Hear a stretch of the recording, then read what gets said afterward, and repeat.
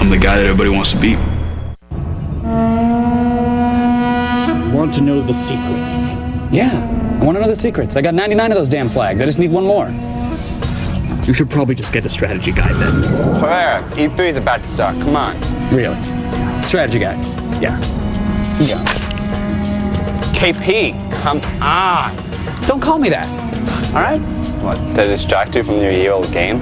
It came out in November. Yeah, it's old, like you. You know that I'm like maybe 2 years older than you, right? Yeah, whatever you say. Adam! What are you doing? Trying to get that pigeon. Right, listen, buddy, we gotta go. They need us on set, so...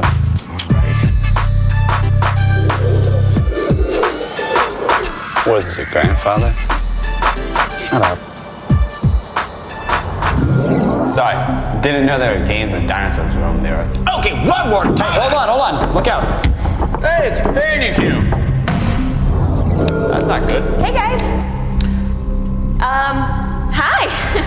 Who's that? He's the new intern. Touch me and you pull back a stump.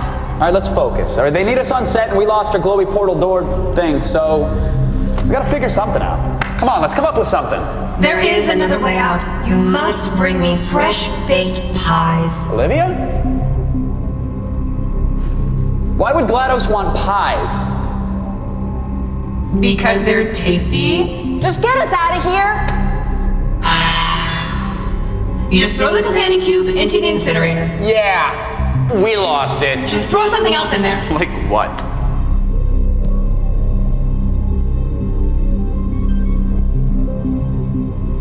Come on! No, get in there! We have to start E3.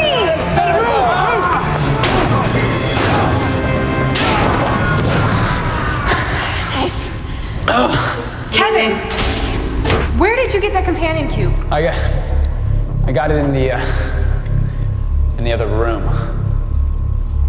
Did we just kill an intern for no reason? Yeah, you did.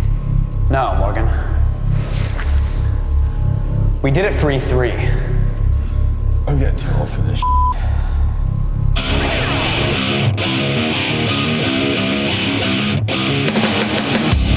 We are rock stars. We are heroes. We are the next generation of entertainment. But above all else, we are gamers.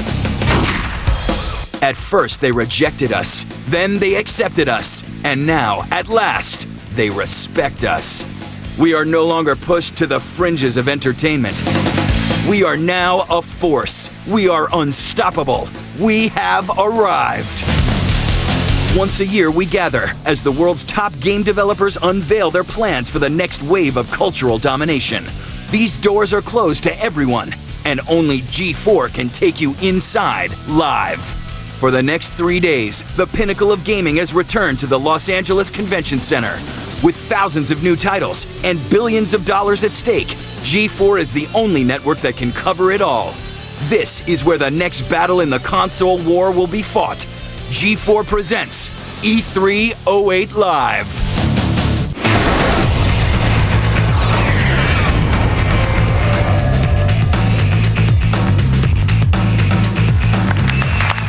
Yes, hello everybody and welcome to G4's E3 08 Live presented by Wendy's. We have 3 days of exclusive coverage of really gaming's biggest event. I'm Kevin Pereira and joining me is Olivia Munn, Adam Sessler, and Morgan Webb. That's right, E3 has always been an industry-only event, but as years went on, it seemed like really like anyone could get in. I mean, all you needed to do was work at Best Buy or GameStop. Have a live journal where you once talked about playing Nintendo. It's fine. Yeah, or know someone whose girlfriend's roommate worked at a GameStop, something like that. But now everything has changed. For the second year in a row, E3 is invitation only. Ah, but that's where we come in. Yes. E4 is your one-of-a-kind VIP ticket to E3 08. We get you in the door and onto the floor. Our exclusive live coverage is the only way you'll get to experience the magic of E3, and we are going to show you We are. We'll have in-depth interviews with the biggest names in gaming, hands-on demos of upcoming titles, and all the surprise announcements, trailers, celebrities, predictions, and rumors that you can handle. Coming up this hour, we've got 3 of the most anticipated games of E3. First up, Cliff Bleszinski is dropping by with the shooter that taught us the phrase, Meat Shield. Get ready for Gears of War 2. Plus, we kick some Hellgas ass and get into the fight with Killzone 2 for the PlayStation 3. You don't want to miss our hands-on demo. Then we'll also get an inside look at the Lord of the Rings Conquest, and we'll speak to its director about the game's epic battles and the all-new storyline. But it won't just be the 4 of us that are holding down this fort. We've got all the G4 Super Friends out on the show floor. They combine form of great gaming coverage. They're visiting the booths, they're harassing the developers, they're pocketing the swag, and they're really covering it all from every single direction. So let's get it started. Let's go to Allison Hayslip, who's already in the thick of it. Thanks. I'm Allison Hayslip, and I am here on the floor checking out LucasArts' new game, Fracture, which I am so excited for. It comes out this fall. Chris, what do you got? Thanks, Hayslip. Well, I'm here at the exclusive Midway Gaming Lounge. There's a lot of gaming going on that I want to get to, but I just want to tell you that in a little bit, I'm going to talk to the awesome filth wizards behind This Is Vegas, a game that actually takes you inside Vegas. Why would you actually want to go there? So we're going to see that in a few minutes, but first, let's shoot over to Zach Selwyn. Thanks a lot, Chris. Now, in just a moment here, I'm going to be taking a look at Sony's highly anticipated spy MMO, The Agency. It looks insane. After that, I'm going to be kicking it up in the G4 lounge. That shirt looks magnificent on you, sir. I'm hanging out on the showroom floor. In a little bit, I'm going to take you guys inside MotorStorm Pacific Rift. But for now, let's head it back to the stage. Thank you, Blair. Now later on, we'll also be checking in with Flitz, our fan on the floor. But now, Resistance Fall of Man wasn't just PlayStation 3's best launch title, it was one of the most enjoyable shooters out there, period. Now, 2 years have passed, and we're getting an exclusive hands-on demo of the game's sequel, aptly titled Resistance 2.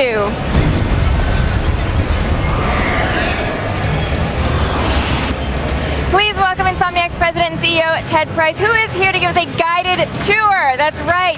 Thanks for joining us today. We really appreciate it. Appreciate it. All right, now you have had some more time to push the hardware in Resistance 2. Like, how have you what advances have you made, and how are they going to affect the way Resistance 2 looks? Well, this is the first third-generation PlayStation 3 title to be out, and we've been doing a lot of work on the engine to make sure that we can really push lighting, push textures, push effects, basically make the game faster and do more.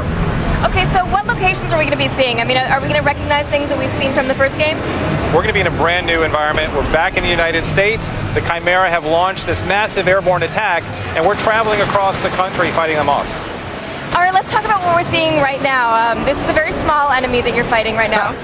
This is a large enemy. This is a 300-foot Leviathan that's been... Oh, is that all? Yeah, sorry, it's a little small. He's been tearing apart Chicago, and what we're doing right now is trying to avoid getting our heads ripped off or smushed by him. Okay, so how do we do that? Well, we need to be very careful about where we're running, and because he's going to be ripping these buildings apart trying to get to us. Furthermore, we got to shoot him at the right time. Okay.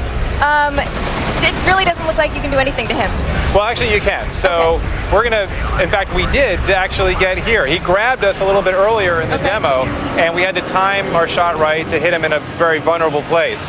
But now we're just trying to avoid getting dumped into the ocean that Chicago has really become. It's been flooded. So is Resistance 2, is it going to have a lot of boss battles? Is it going to be a series of boss battles, or is it going to be kind of a mixed bag? Well, it'll be a mixed bag. We have a lot of great bosses in the game, large bosses that definitely move you away from traditional run-and-gun footage. But then again, we also are relying on our kind of unique weapons and unique enemies in the game to provide a lot of cool strategic combat. All right, well, let's talk about the weapons for a second. They had a great secondary functions as well as primary functions in the first game. I think that was a lot of fun for gamers to kind of think more strategically. Once you got the firing down, you could learn more about the weapons. So what kind of new weapons do you have in Resistance 2? Well, one of the new weapons we're showing off here at E3 is our brand new Magnum. We didn't have any pistols in Resistance, but we wanted something that would really pack a good punch. But it's not just a Magnum. When you fire the bullets into enemies or into any object, they become detonatable. You can, it's not a word, I know. No, it's a great word, and I think we need to enter it into the English language. I like that. What I like doing, though, is laying out traps with a bullet. So if you have a big horde of enemies rushing towards you, you can fire 6 into the ground and then detonate them in sequence, and it's a lot of fun. So what kind of enemies are we going to be looking at? Are they going to be the same enemies that we've seen in Resistance 1? Well, you'll see some updated versions of enemies from Resistance 1, like the hybrids and the steelheads. But we're introducing a lot of new enemies as well, such as the Leviathan we just saw, and a lot of other ones that we haven't quite unveiled. But there'll be plenty of variety. I mean, was it hard to get the hardware to make an enemy of that scale living in the world, or is it harder to get hundreds of enemies on the screen at once? Well, in terms of just scale, that was one of our goals for the game. We really wanted to create enemies that were huge, environments that were expansive, and stuff that you just don't see in other games. And that was because we were able to do that because of the new technology we've been developing for PlayStation 3. All right, let's talk a little bit about co-op, because of course that was a very popular use for the first Resistance. What kind of modes are you going to have available? Well, the online co-op mode is a story-driven mode. It has a light story that drives you through the campaign, and during co-op you get to choose between 3 different types of players. You can be a medic, you can be a soldier, which is basically our tank, and you can be a special ops guy, which is our long-distance damage dealer. All 3 of these classes work together to support each other in huge, huge battles. And what kind of party options are we going to have? Well, you'll be able to form parties, bring them into the games, multiplayer online, multiplayer co-op as well, and basically stick around with your friends. Yeah. We're also doing a lot of work with our community features to enhance it with the kind of mainstream social networking that you'll see on regular websites. Yeah, they're definitely converging through the online social networks and the gaming social networks. What are we taking a look at right here? What we're seeing right here is another part of Chicago. This is where you begin, and you're fighting against a horde of what we're calling Grims, one of our new enemies. These are former inhabitants of Chicago who've been turned to do something a little bit different. And as you can see, there are a lot of them. And something a little bit different. A lot different. Yeah, a lot different. You don't want to get near them. But this demonstrates kind of the overall detail and the new lighting tweaks that we made to the game, and just the amount of sheer stuff that we can get on screen. So are you going more for a run and gun feel, or are you trying to sort of mimic the feel of Resistance 2 and the pace, mimic the pacing of Resistance 1? It varies, actually. Okay. There are some segments where you're facing off against a lot of enemies, and then there are other segments of the game where you have to be careful and use the correct weapon strategy to get through. Right. One of the great things about the enemies and having Chimera versus humans is that we can do anything we want with Chimera. Right. We can really mix it up a lot to surprise players and challenge them to think a little bit harder about which weapons to use. Was there anything you weren't particularly happy with in Resistance that you were able to address in Resistance 2? You're like, no, it was perfect. No, I'm kidding. We listened to the fans. A lot of people made some fantastic comments about what they'd like to see in the next game, and we're addressing them in the game. Great, well, we can't wait to see it. And when are we going to see it on store shelves? This fall. Okay, this fall. Now, thank you so much for joining us and showing us Resistance 2. It was a real treat for us. Let's send it back over to Kevin. Thanks, Morgan. Now, global warming leads to global warfare in the new shooter Fracture, which was developed by LucasArts, and Allison is on the floor with more on the environmental conflict. Thanks. Allison Hayslip here with Deep Waters, who's going to tell us about one of the games I'm most stoked for, LucasArts' Fracture. All right, tell me about the game. Fracture takes place 150 years in the future. You play the role as Jet Brody, who is kind of in the middle of this civil war between the biogenetic side and the cybernetic side, the Pacificans versus the Alliance. What sets you apart as a soldier, though, is that you have this augmentation called the Entrencher, and it allows you to raise and lower the ground anywhere around you. You can use that to your advantage anywhere in the game. Talk to me more about these weapons, because that is what I think is the coolest part about this game, that you're actually manipulating the earth around you. Sure. A lot of our weapons, all of our weapons, in fact, allow you to use the ground, in different ways. But one of the favorite weapons that we have is called the torpedo weapon. It allows you to shoot a torpedo missile into the ground. It will go across the ground, raise a mound, and it will explode under enemies on the other side. So you can do interesting things like stand behind a mound, you can hide, shoot a torpedo, and blow up all the enemies on the other side. Well, now how does the cybernetics and genetics thing affect the character? One of the cool things that we've done is we've added augmentations to the characters. So as you play through, your cybernetic augmentation will allow you to do really cool, interesting things like jump really high using the ground to throw you up in the air. Or also you can use a stomp that will really kill everything around you. Sweet! Thanks, Steve. Back to you. Thanks, Allison. All right, you could raise and lower the ground and do super jumps and blow everything away. That's one way to save the environment, or we could all just drive a Prius. I'd say let's blow everything up. Right now, let's send it over to Olivia and Adam. Can you see Kevin driving a Prius? Actually, I can. He's driving it very slowly. Yeah. Just like... like a grandma.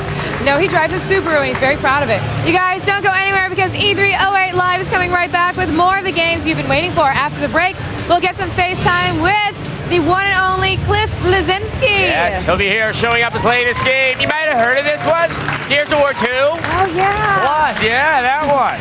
Plus, we'll be checking in with our grunts on the floor. And don't forget, you can get up to the second E308 News exclusive videos, screenshots, and more at g4tv.com/E3. We'll have lots more right after this. Don't go anywhere.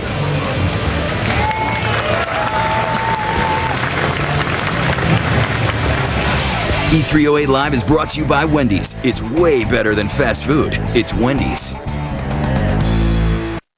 I first saw this one when I was traveling through Prague.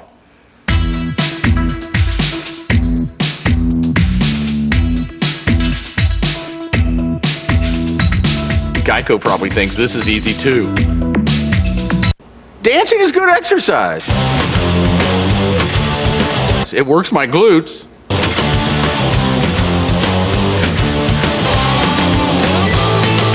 Okay, America, I'll show you easy.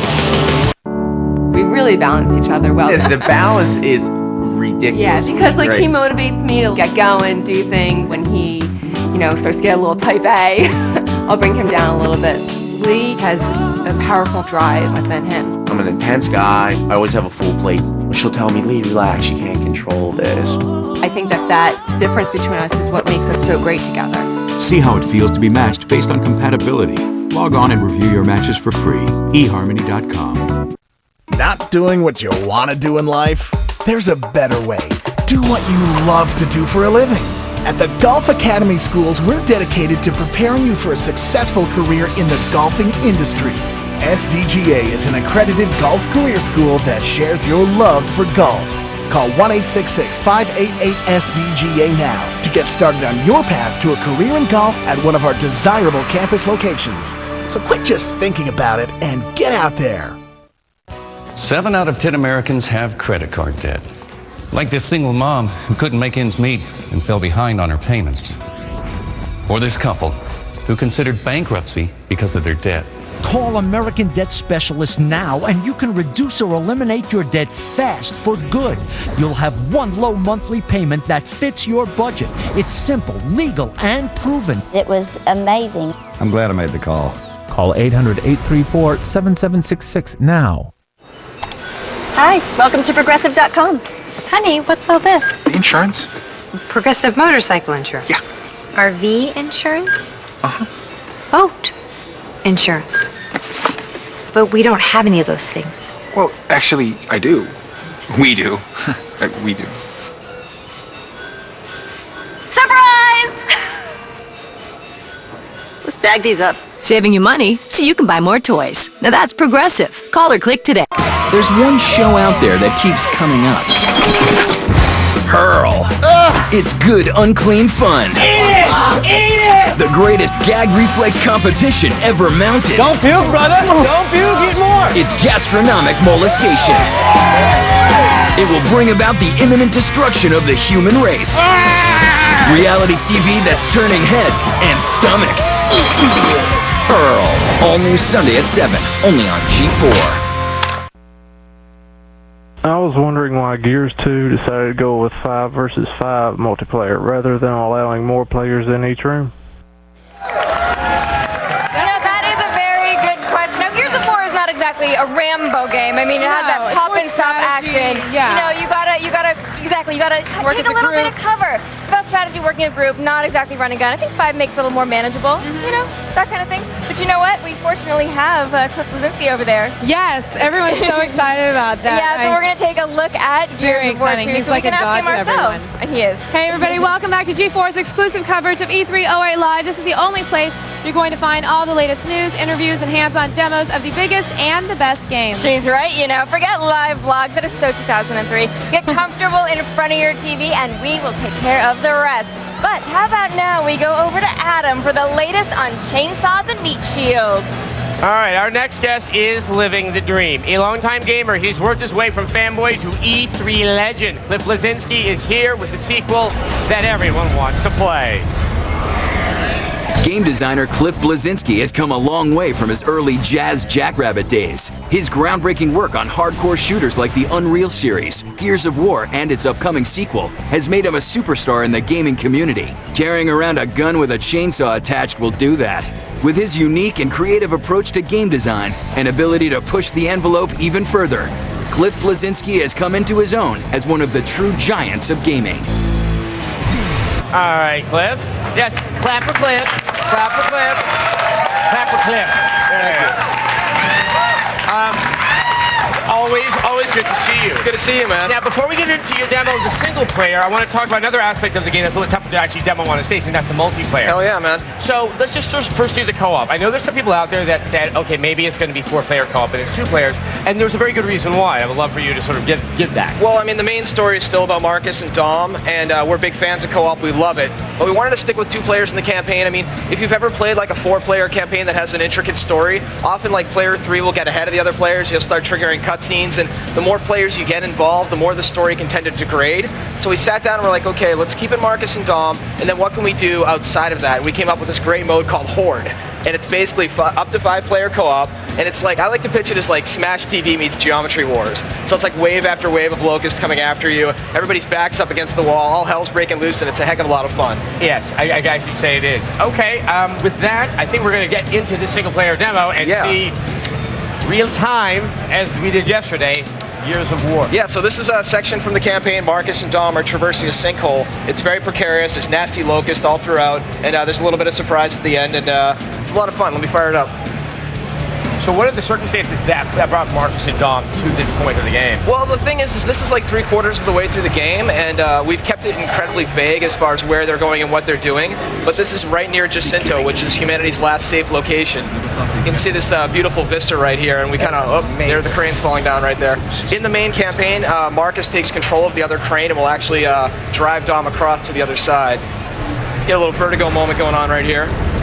When we're looking at a draw distance like that in Gears of War 2, how much different is that from Gears of War 1? That is amazing. I mean, a lot of people, their memory of the first Gears is gray pillars and a lot of claustrophobic environments, and we really wanted to bust it wide open this time around and really just let players have a far better view of this scenario and like really just get a better idea of Sarah and kind of what the planet's all about, right? And there seems to be a lot more sort of color there. It's still in the right tone, but there is more color pop. Oh, I mean, we wanted to really have a little bit more come through, right? I mean, that whole desaturated thing, I mean, it's getting a little bit played out, and so, you know, color's not necessarily that bad of a thing. Let it, you know, the reds bleed through a little bit, let everything just kind of play out, right?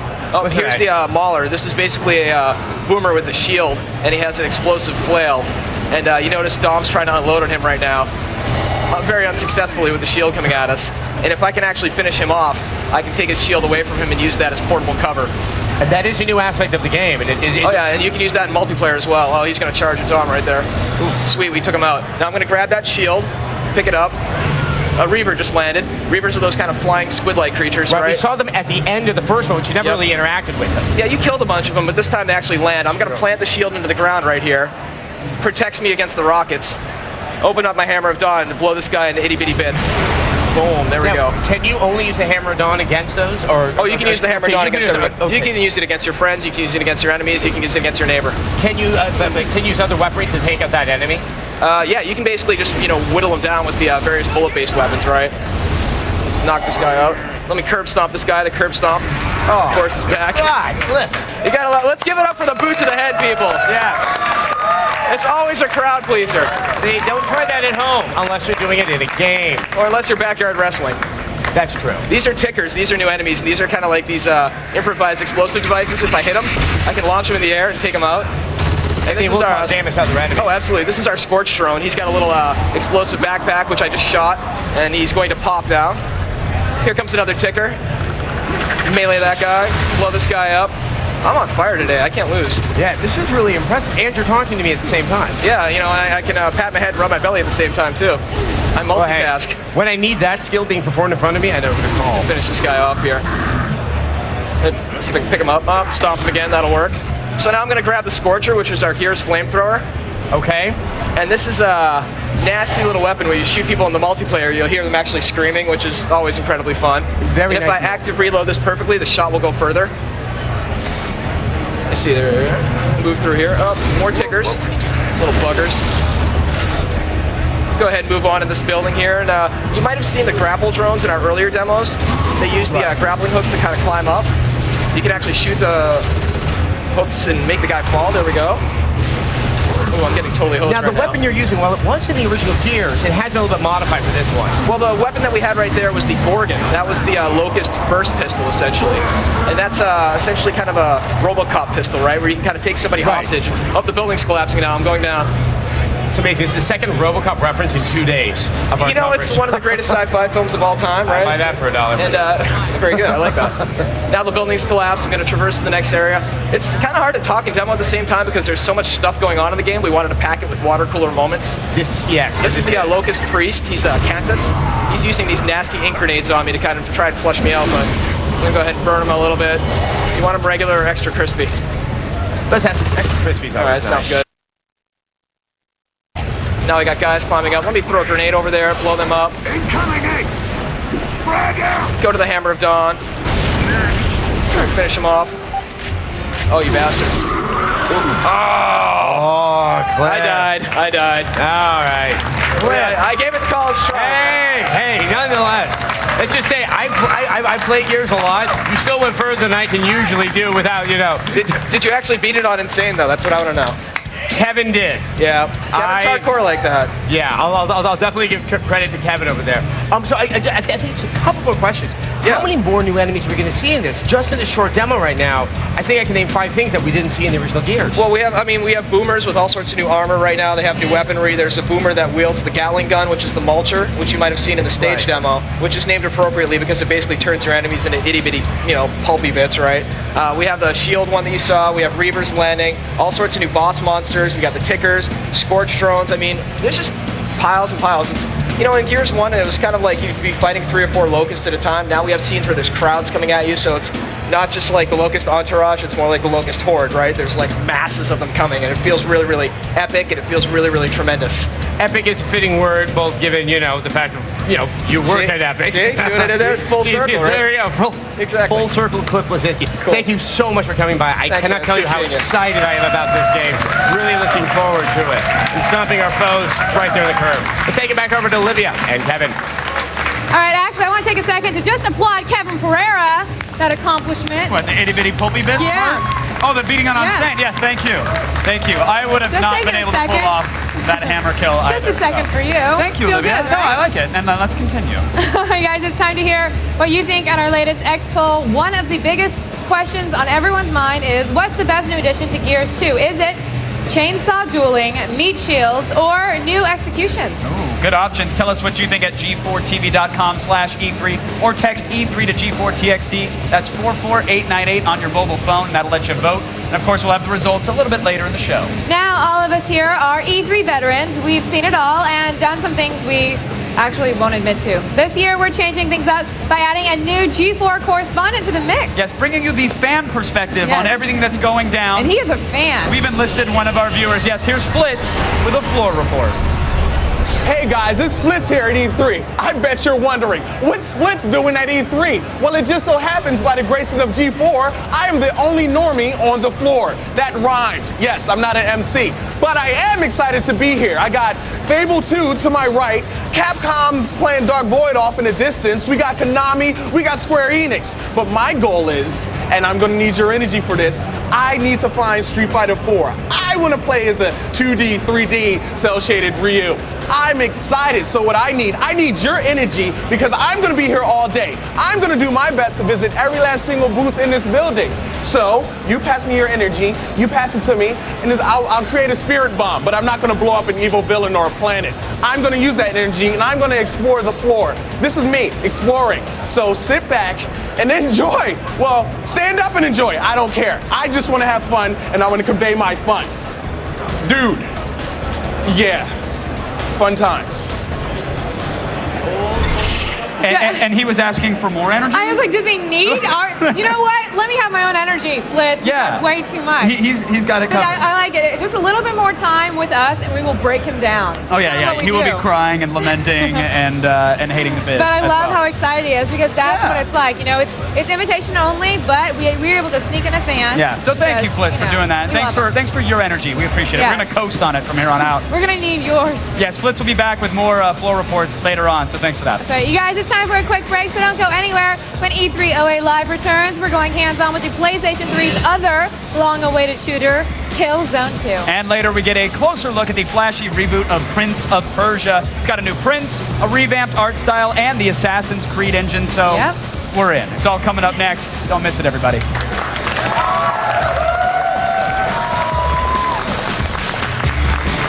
E308 Live is brought to you by Coca-Cola Zero, real Coke taste and 0 calories. And by ITT Technical Institute, providing you a place to prepare for your digital future. Why are you guys drinking Coke Zero? We're not. We're drinking Coke, buddy. But it says Coke Zero on the bottle. Well, they must have messed up then and put Coke in the wrong bottle. I don't see what you... Okay, Eyeball. Why don't you try it for us? Oh, I forgot you can't. You don't have a mouth. No mouth. Well, while we're busy drinking Coke, why don't you go stand in front of a hairdryer or something? Yeah, hairdryer. What? Real Coke taste, 0 calories. A J.G. Wentworth success story. Felicia and the Annuity. A few years ago, I inherited an annuity from my grandfather. I started receiving monthly payments from his insurance company. Then everything seemed to happen at once. Felicia's employer moved to another state, and she was left unemployed. Your money starts to go pretty fast when there's no cash coming in. J.G. Wentworth knows that a big change in life circumstances can change how you look at your annuity. I heard about J.G. Wentworth through TV ads. If you have an annuity that is no longer serving your needs and you need cash now, call J.G. Wentworth. You'll get a free appraisal and have all your questions answered. Don't wait. The sooner you call, the faster you'll have your money. Call now. J.G. Wentworth helped me, and they made it really easy. It's your money. Use it when you need it. Call 866-433-9717. 866-433-9717.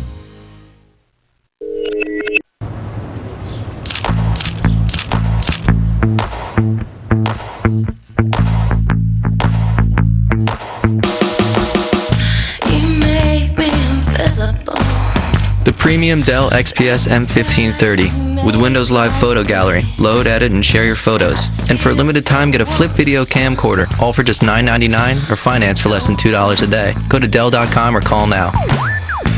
Dell, yours is here. What if I told you there's a quick and easy way to get today's most popular stuff for free? All you need is internet access. Answer a few questions, then tell us where to send your free gift. It's fast, it's easy, and it's real.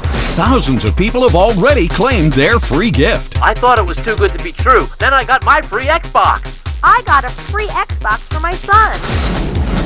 An offer like this doesn't come around every day. Check out the website now and get your free gift. G4 is like being visited by a badass video game goddess who is way into tight circuit-laced apparel and digging up funny, obscure videos. Plus, she's all over the latest blogs, games, and high-tech gadgetry. This energy-clad goddess/sensei of digital goodness is plugged into what's going on. And therefore, my man, so are you. G4 is like that, basically.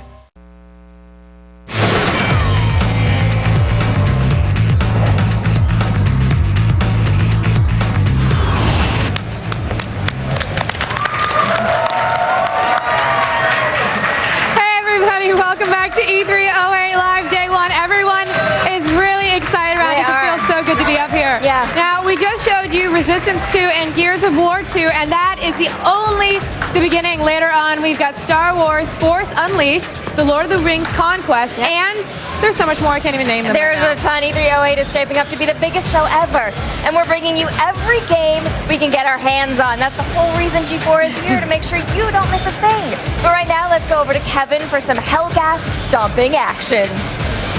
All right, thank you guys. Look, our next game made a controversial E3 debut in 2005. Skeptics were saying it would never look as good as the debut trailer, but Killzone 2 is ready to prove absolutely everybody wrong.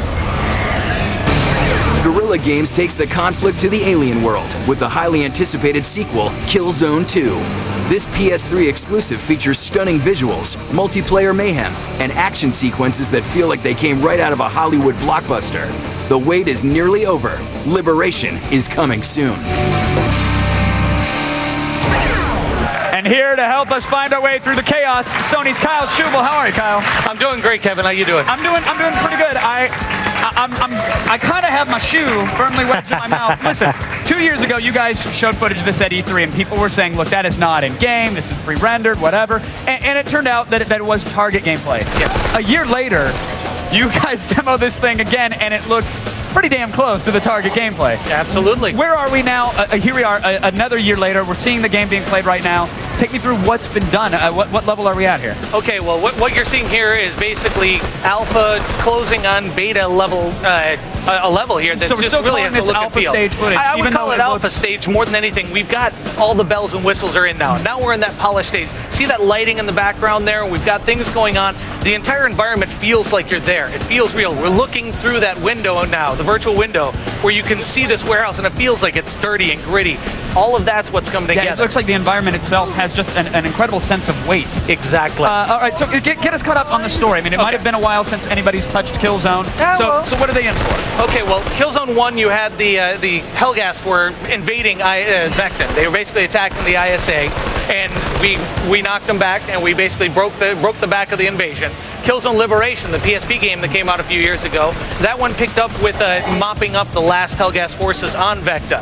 Well, this time we're taking the fight to them. This entire battle takes place on Helghast. We're done playing defense. It's no, time to get we're them on going their after terms. you guys. So this is us going out and we're attacking Helghast, and you're dealing with a hostile environment. You're going to have these dirty, gritty. This is an oppressed culture. They've got just everything is this dirty warehouse, and there he goes with the pistol. And they have He's Magnum pulling that rounds out. in their chest exactly. as well. But you're going to be basically taking the fight to them on Helghast, and we're going to take you through the environmental. You're going to be going from all these different areas where you're going to have different weather effects and environmental effects and dirty, gritty environments that just feel real. Yeah, this looks incredible. What are you doing to actually make these environments seem so realistic? Well, it's a lot of what Guerrilla has an art style that's unique to themselves. I mean, there's a lot of games out there, first-person shooters. Well, they're great. Well, guess what? The world is great when you start looking at it. They do things with their deferred renderer and with the lighting to give this environment. I mean, there's an atmosphere here that just actually reaches out and grabs you, pulls you into the fight. And I'm seeing a little. It looks like an AI teammate of some sorts hanging out there. Yes. Can you talk about the AI of this game and what you've done to make sure that we're not knocking into guys and ushering them through doorways? Because he seems to be playing along pretty intelligently here. He's playing along very well. And look at that animation climbing over the. Sorry. And no, please dive in when you see something fun like that. No, see the ragdoll physics as he fell down. Then everybody behaves correctly. But the AI right now, we're actually having some challenging things where we're having to dumb down the buddy AI because it was taking away from the fun of the game because they were killing everybody. Right. You boot open a door, go into a room, and your buddies have already mocked everybody else. Great. Well, I guess I'll just sort of sit here and sip my latte. But really, when it comes down to it, the Helghast function as squads. You've got groups of guys. There are moments where they'll feel like they've kind of got you in a good position, and all of a sudden, two guys will pop up, lay suppressing fire, you duck and cover in first person, which has never been done before. I'm hiding behind my position. Another guy flanks around to toss a grenade into my cover position, while the last one's just waiting for me to stand up and run from the grenade. It's like, did that just happen? Yeah. I mean, you've got your moments where it's just insane, but yeah, your buddy, as you can see, he's even leading the way, and we're using him as a tool to help guide you through the level. Right, no more blinking crazy taxi arrow or something hanging out on the top of the screen. You've got a teammate going along with you. I mean, we've seen a pistol, we've seen this assault rifle. Yes. What can we use to make the Helghast blow up real nice like? Well, right here, Mike's actually picking up a battle rifle, which is a smaller clip, much heavier round, has a lot more punch, but it's iron sight. So if he pops up here and he zooms in, you're dealing with an old-fashioned iron sight. There we go, yeah. 2 shots, the guy goes down. Nice heavy weapons. But we've got light machine guns, shotguns. A lot of the weapons, the favorite weapons from Killzone 1 and Liberation are coming back. And we're even trying to keep a couple of surprises in our back pocket. Now, am I seeing a little 6-axis here? 6-axis control support. He's actually using it to grab onto the valve and open up the floodgates here to allow the convoy through. Right now, you're working as a team helping this convoy that's down below you. That you see them right there opening fire at the ISA that are up on the bridge above them. awesome there. Now, I mean, okay, 6-axis, okay, it's a PlayStation 3 game. Yes. What about trophies? What about vibration? Are you ticking off all the We boxes? were going through that checklist and trying to make sure that one, yes, we did them all, but two, that they don't feel bolted on. We want to have everything feel right. It's a shooter.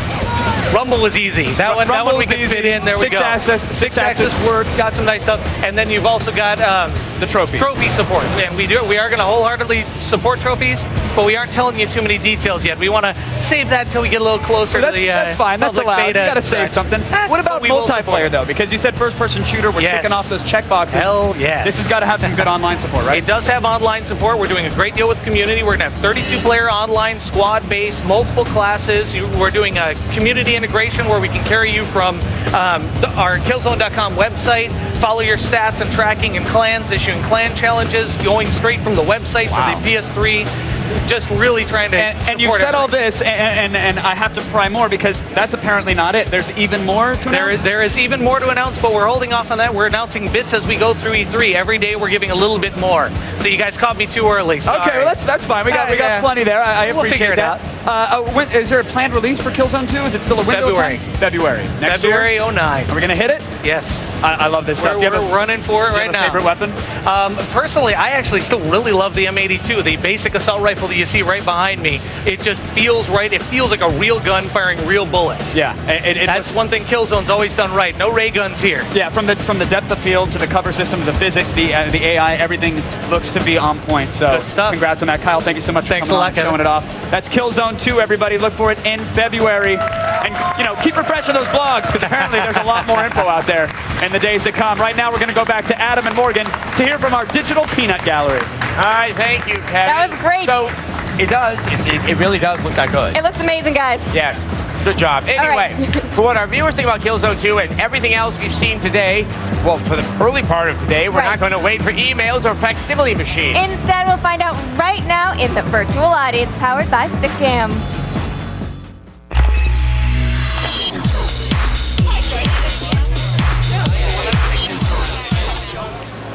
All right, first up tonight, we're talking to Evan. What's your question, Evan? Hey, I want to know, which of the three big-name companies do you think had the best press conference? Well, what do you think it was, Evan? What's your opinion? I think it was Microsoft because their new party system allows people to just watch movies together and do whatever the gamers do together. Are you going to do that, do you think? I was a little skeptical about that part. I didn't know if I was going to watch a movie with somebody in another living room. I think it's a situation where they have it in there because it's just not that hard to put it in there. And you might as well put it in there. So why not? I've talked to some people who think that they want to have a movie night with their family if they don't live, in the same town or anything like that. I don't know. I know I have the skeptical look on my face. Yeah, with my family, that means I'd have to watch a bunch of Godard movies every Saturday, and that would drive me crazy. I think Microsoft did have an excellent press conference. I think Sony won on the just the set. Yes, it was gorgeous in there, but I do think the other two we kept on thinking, what's going to happen? What are you going to announce? And it just didn't seem to be there. But I think it's sort of hard because this isn't a big hardware cycle, so exactly. You're really announcing just sort of more. I just wanted to hear about a Zelda game. All right. I know. Up next is Jeremy from Illinois. What's your question, Jeremy? Yes. Do you think Killzone 2 will save the PS3? I think Blu-ray may save the PS3. Yeah, I think. I think saying save the PS3. The PS3 is doing better than it had been. I think about a year ago. The PS3 is doing better.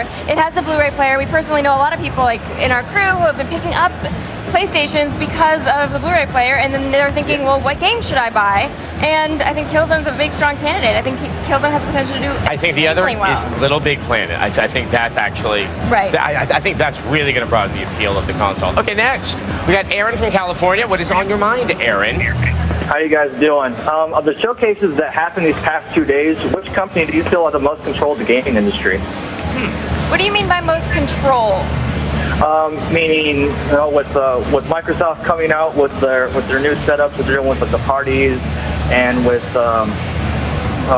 PlayStation coming out with some of the new games, and with the Wii coming out with the Power Blast for their control. Which one do you think will dominate more? Which one do you think will have more? I don't want to be rude and cut you off there, but I think of the three. Nintendo's definitely got that market share. They don't seem to have people like just going crazy for those, to get those games. Well, but I mean, the press conference really wasn't for the hardcore game, and the press conference was for basically everybody else. And I guess if you're a company and you can have the hardcore gamer or everybody else, who are you going to pick? I mean, let's just be realistic. I don't think it's a bad choice. I think it's good to get a lot of other people into gaming, but all right, finally we have Josh, also from California. Bring it home, Josh.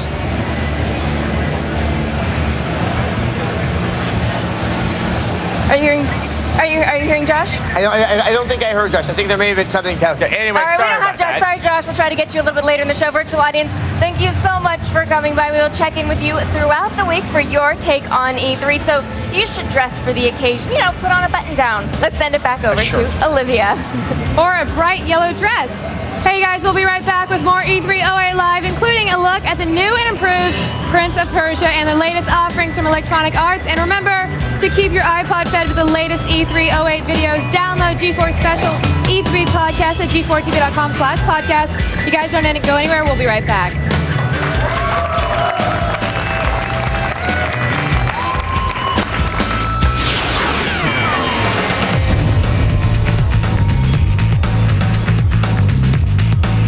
And here we go. Get inside the most anticipated film this year, The Dark Knight, a G4 special preview, tomorrow at 8 after E3. Q horsepower is here, and no leading synthetic oil delivers more power than Q horsepower. Unleash all your horses. What are you eating? Tibbs, bite-sized ice cream snacks. Can I try some? Those are good. Kind of makes you wonder what's going to happen to all the giant soft pretzels in the world. There you go, baby. Okay. Keep your eye on this now. I'm on fire! Do dibs instead. Now in the handy new snack bag. He had a gift for numbers. Genius. But his life changed when he learned to count. Winner, winner, chicken dinner! Think I got something over here. He's crushing your table. Think you can beat the system? 21 on DVD and Blu-ray High Def, July 22nd. I just felt so violated. In less than a month, they took everything I worked for. I have spent years trying to clean up this mess. You think it can't happen to you, but it does. Identity theft. It begins when your personal information is stolen. It can happen anywhere to anyone. It can turn your life upside down, destroy your credit, and ruin your good name. Unfortunately, most people don't know how to prevent it. Hi, I'm Logan Crawford, here to tell you about a simple and smart way to protect yourself from identity theft. It's called NameSmart, and it's a smart way to protect your good name. NameSmart actively monitors your credit reports, your credit cards, your personal information, your social security number, and more. Plus, helps resolve any claims made against you. And they do it all for as little as $5 per month. Plus, NameSmart guarantees you up to $2 million should your identity ever be stolen. It's good to know someone is watching out for me. With NameSmart, now I feel protected. I have insurance for everything else. It just made sense to protect my identity. NameSmart actively monitors your credit reports, your credit cards, your personal information, your social security number, plus helps resolve any claims made against you. Don't become a victim of identity theft. Call the number on your screen now, and you can have the complete identity protection package from NameSmart risk-free for 30 days, which includes their guarantee of up to $2 million should your identity ever be stolen. NameSmart. It's the smart way to protect your good name. So call and protect yourself now. Have your credit card ready and call now, or go online to namesmart.com. Protect your good name for as little as $5 per month. Call 1-800-856-0847. That's 1-800-856-0847. Once again, that's 1-800-856-0847. Call now.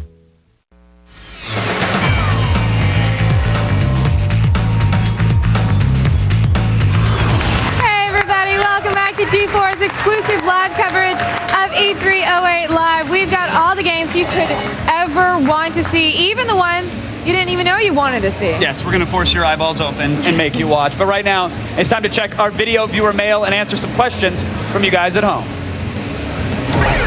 All the battles that we have seen on Lord of the Rings Conquest come from the movies. What additional content will we expect from the books?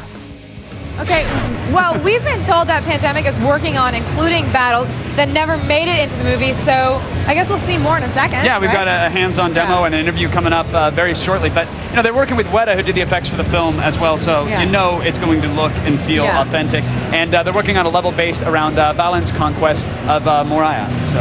So we'll actually check it out. So guys, it'll be up stay in a tuned second. for that.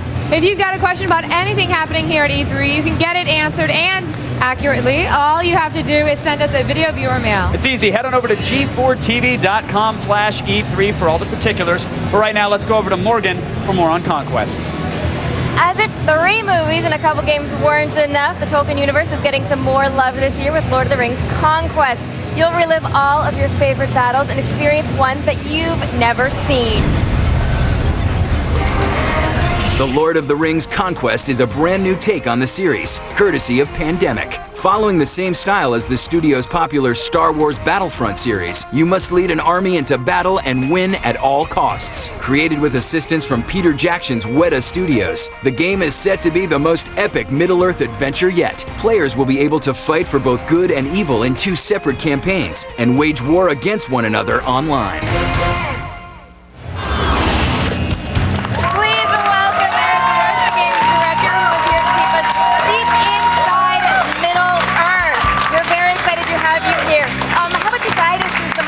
Real fast. See what we have available to us.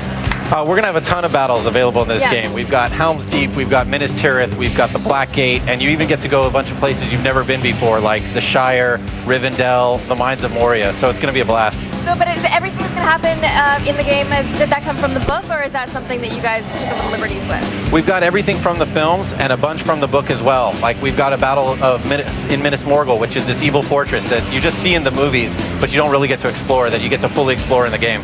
So is this an alternate universe setting? You know, we've got the good campaign, which kind of follows the events of the film, but then the evil campaign takes place right at the end, and it has an alternate ending where Frodo failed in destroying the ring. And instead of destroying it, you get to play as the bad guys, as a ring wraith. You get to kill Frodo, deliver the ring to Sauron, and set off this evil campaign where you go through as the bad guys and crush the forces of good throughout Middle-earth. I love a good evil campaign. It's pretty fun. Let's take a look at what we're seeing right here. Can you tell us what we're looking at? So this is from the good campaign. This is the Battle of Minas Tirith. And here you'll see what we're doing is we're trying to defend the front gate. You've got 4 playable classes in the game, the Scout, the Warrior, the Archer, and the Mage, and each one plays totally different. And right now, you've got to defend the area at the front gate from these invading orc forces. The Scout right here is using a bunch of different attacks to try to defend it. He can also cloak, and he can also do a bunch of different combos in both melee attacks as well as throwing bombs and doing a bunch of really kind of stealth mechanics.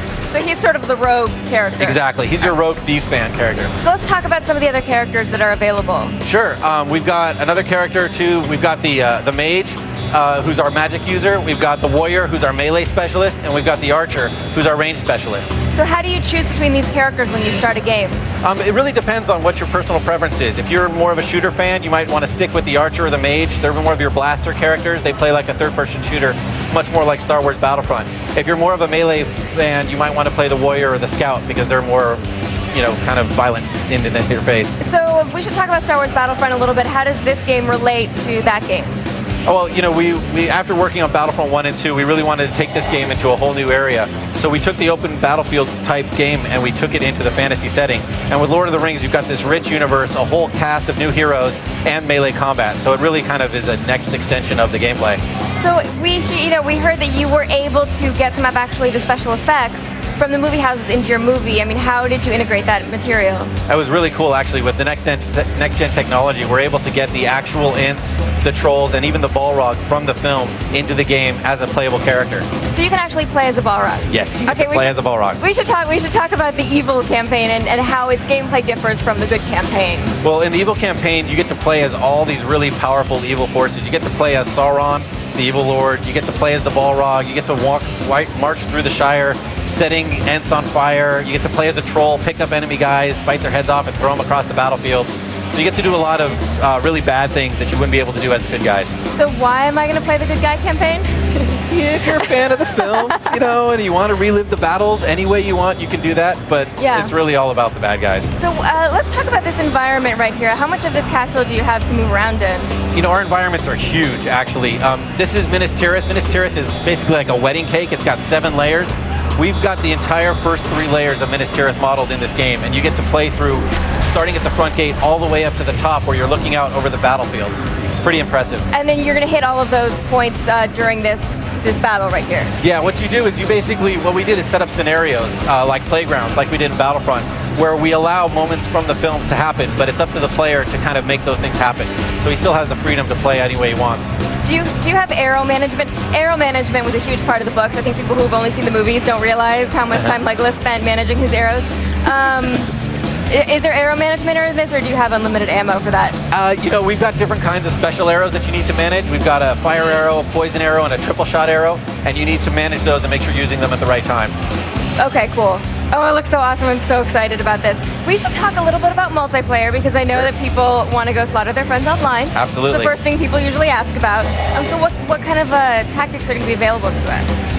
Well, in multiplayer, we've got all the standard fare of Conquest and Capture the Flag and King of the Hill. But we've also got a bunch of new modes that'll let you play kind of Lord of the Rings true gameplay style. We've got a new mode called Ring Bearer, where one player is Frodo and the rest of the players all ring race. And the longer you stay alive as Frodo, the more points you get. And the first ring race to find and kill Frodo gets to be Frodo. So it's this kind of game of tag where everyone's working together to try to find Frodo and then fighting over each other to see who's the one that gets to kill Frodo. Lord of the Rings tag, I love it. Are we going to see any co-op play? Yeah, the entire campaign's playable in co-op, both split screen and online. What lessons did you take from Star Wars Battlefront in bringing this game to life?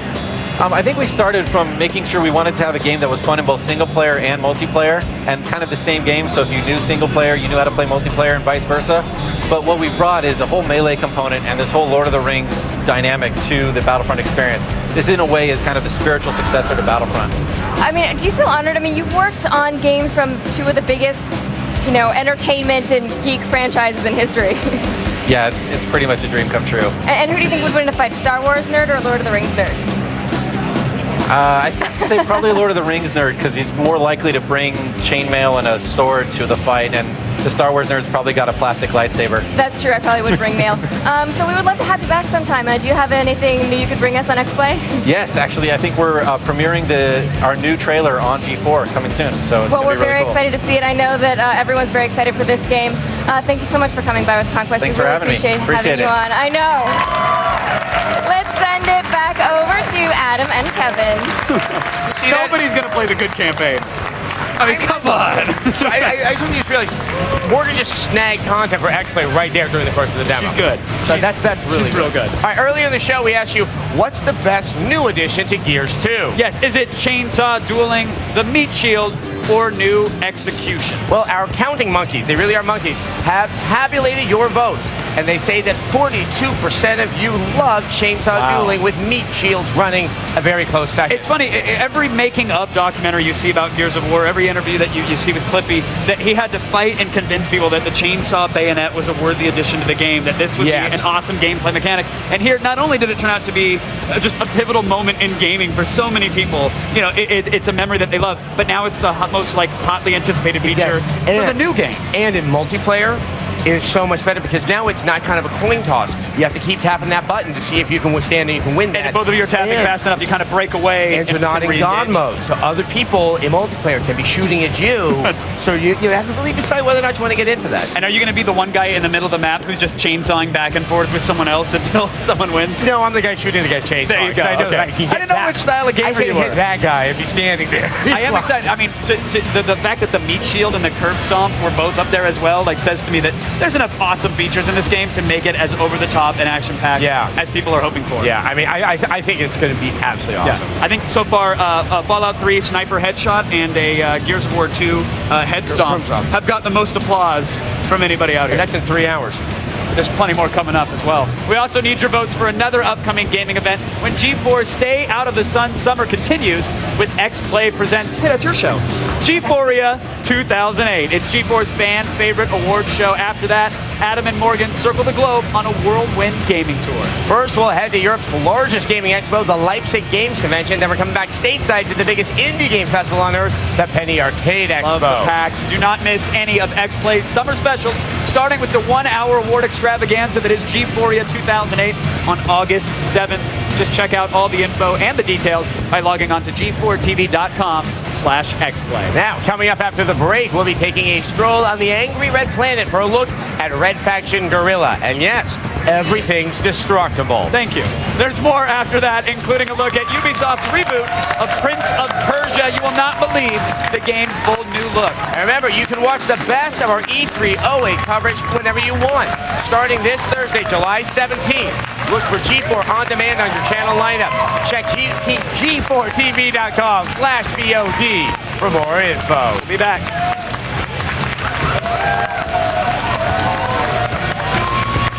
E308 Live is brought to you by X-Play. With G4ia, Leipzig GC, and PAX, X-Play in August is going to be huge. Starts August 7th, only on G4.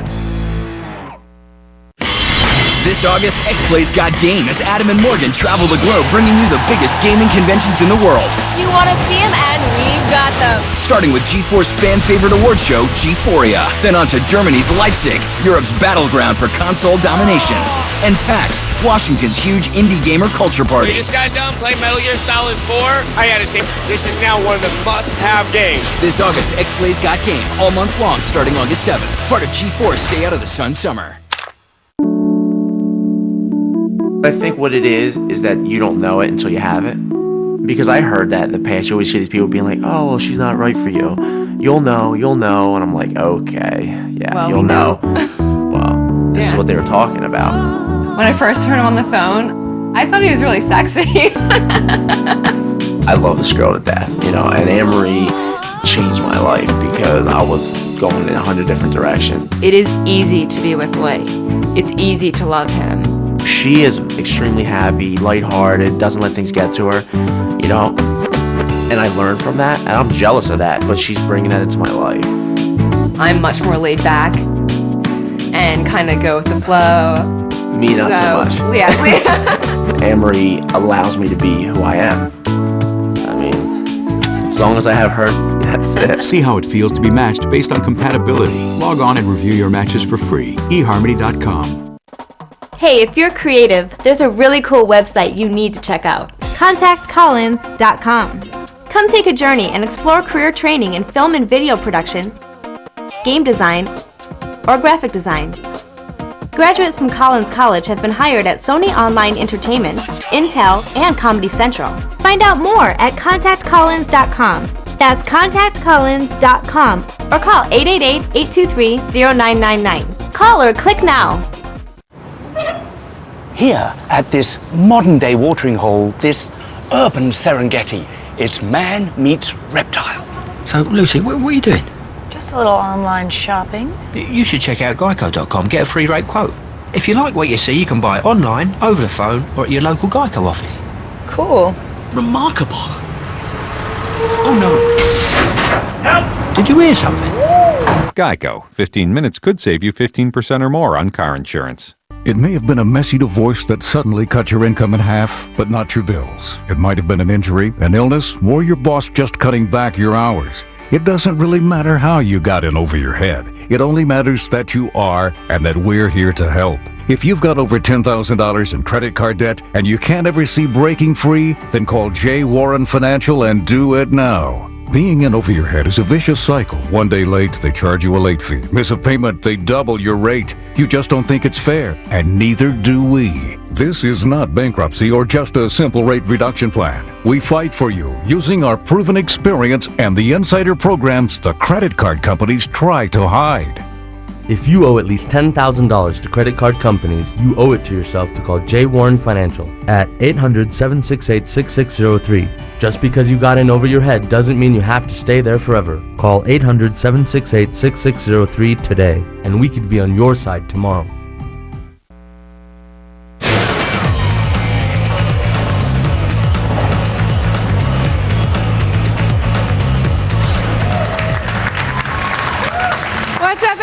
welcome back to G4's coverage of E308 Live, Day 1, presented by Wendy's. Now, the hits keep coming, and we'll keep bringing them to you. We are here to satisfy all of your FPS, RTS, and, of course, those RPG needs. ETC.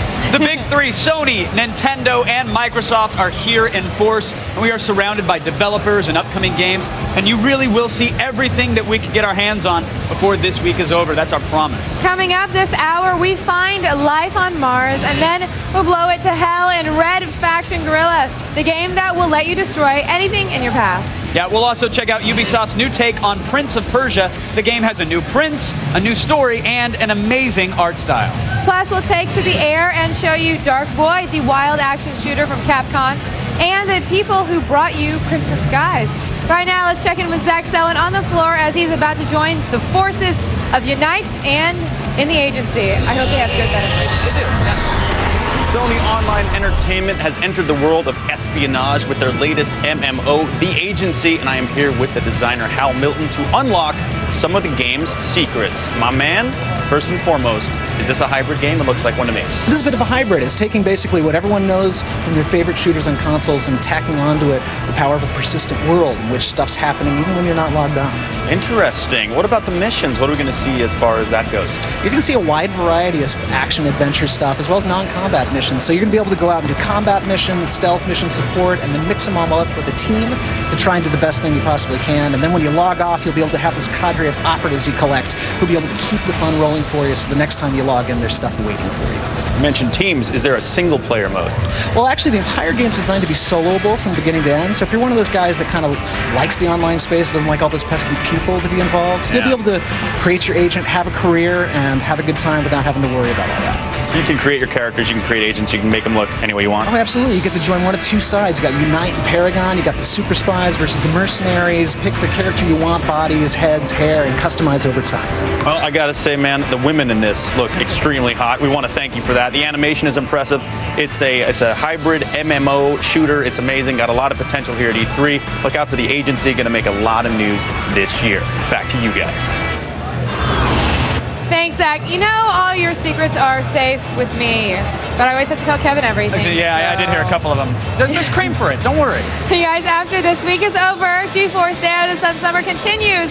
We've got so much more. We go to Comic-Con 08 Live.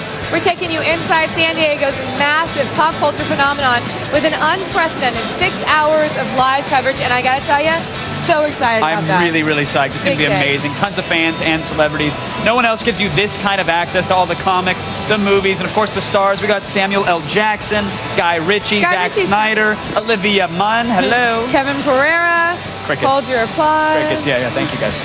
They're paid to be here. So do not miss G4's colossal live coverage of Comic-Con 08. That's July 24th and 25th. Of course, you can check out g4tv.com/Comic-Con for all the sordid details. You guys don't go anywhere because we've got plenty to see after the break. Coming up, we'll review EA's lineup and get destructive with Red Faction Guerrilla. Plus, the all-new revamped Prince of Persia is still to come, along with more floor reports, exclusive with demos. Super Friends. The Super Friends are uniting, and Blitz will be there with probably way too much energy than you need. We got interviews, demos, you name it. E308 Live continues. Stay with us, guys.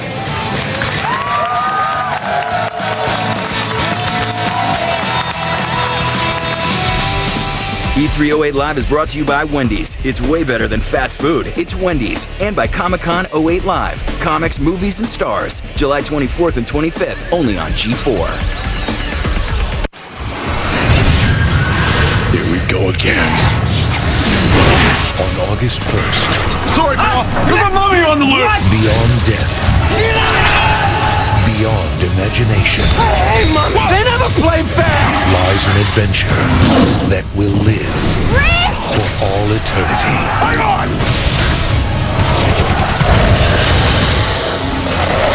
The Mummy, Tomb of the Dragon Emperor. Rated PG-13.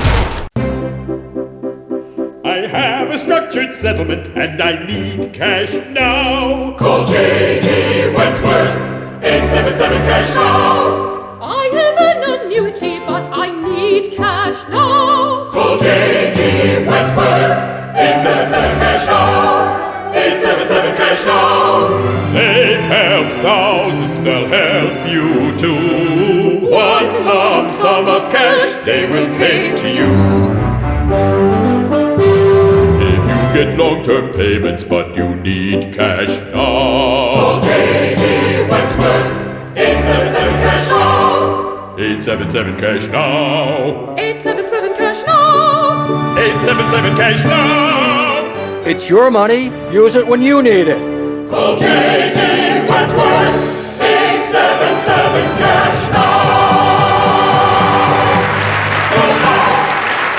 This is you after an energy drink. Unfortunately, so is this. Why do energy drinks make you crash? 1 minute you're wired up, the next you feel worse than before. The answer is large amounts of sugar and caffeine. That's why you should try a new liquid energy shot called 5-Hour Energy. With 5-Hour Energy, you can leave grogginess behind and sail through your day without feeling jittery, tense, or you know. That's because 5-Hour Energy contains a powerful blend of B vitamins for energy and amino acids for focus, alertness, and better mood. There's zero sugar, about as much caffeine as a cup of coffee, and only 4 calories. The 2-ounce shot takes just seconds to drink, and in minutes you're feeling bright, awake, and productive. And that feeling lasts for hours. So if your energy drink makes you crash, switch to 5-Hour Energy. Hours of energy now, no crash later. Find out if 5-Hour Energy is right for you. It's available at these fine stores. Or for more information, go to 5hourenergy.com. What if I told you there's a quick and easy way to get today's most popular stuff for free? All you need is internet access. Answer a few questions, then tell us where to send your free gift. It's fast, it's easy, and it's real. Thousands of people have already claimed their free gift. I thought it was too good to be true. Then I got my free Xbox. I got a free Xbox for my son. An offer like this doesn't come around every day. Check out the website now and get your free gift. In 8 days, Carl Conrad, the coolest geek in the world, will be watching Comic-Con 08 live on G4 with exclusive coverage of Wolverine, Watchmen, Star Trek, Terminator Salvation, and Star Wars, The Clone Wars. Comic-Con 08 Live starts July 24th, only on G4.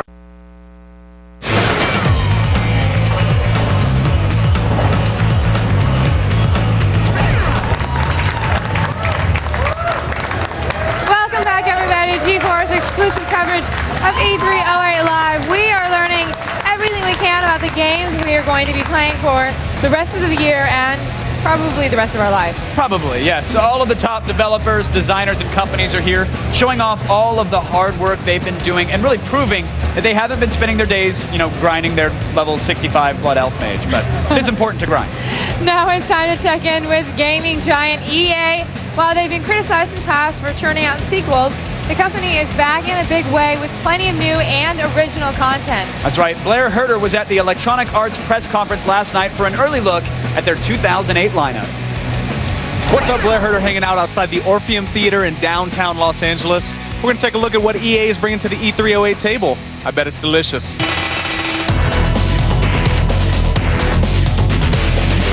We're going to have the people that make the games show you the games they're making.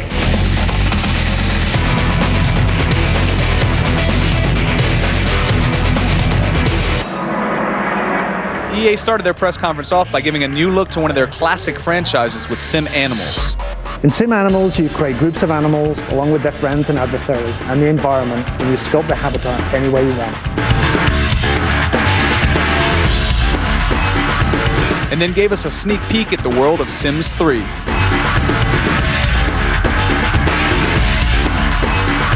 EA took things in a different direction by giving us a look at horror survival game Dead Space. The core gameplay mechanic is strategic dismemberment. Then we took a look at the reinvention of a first-person title with Mirror's Edge.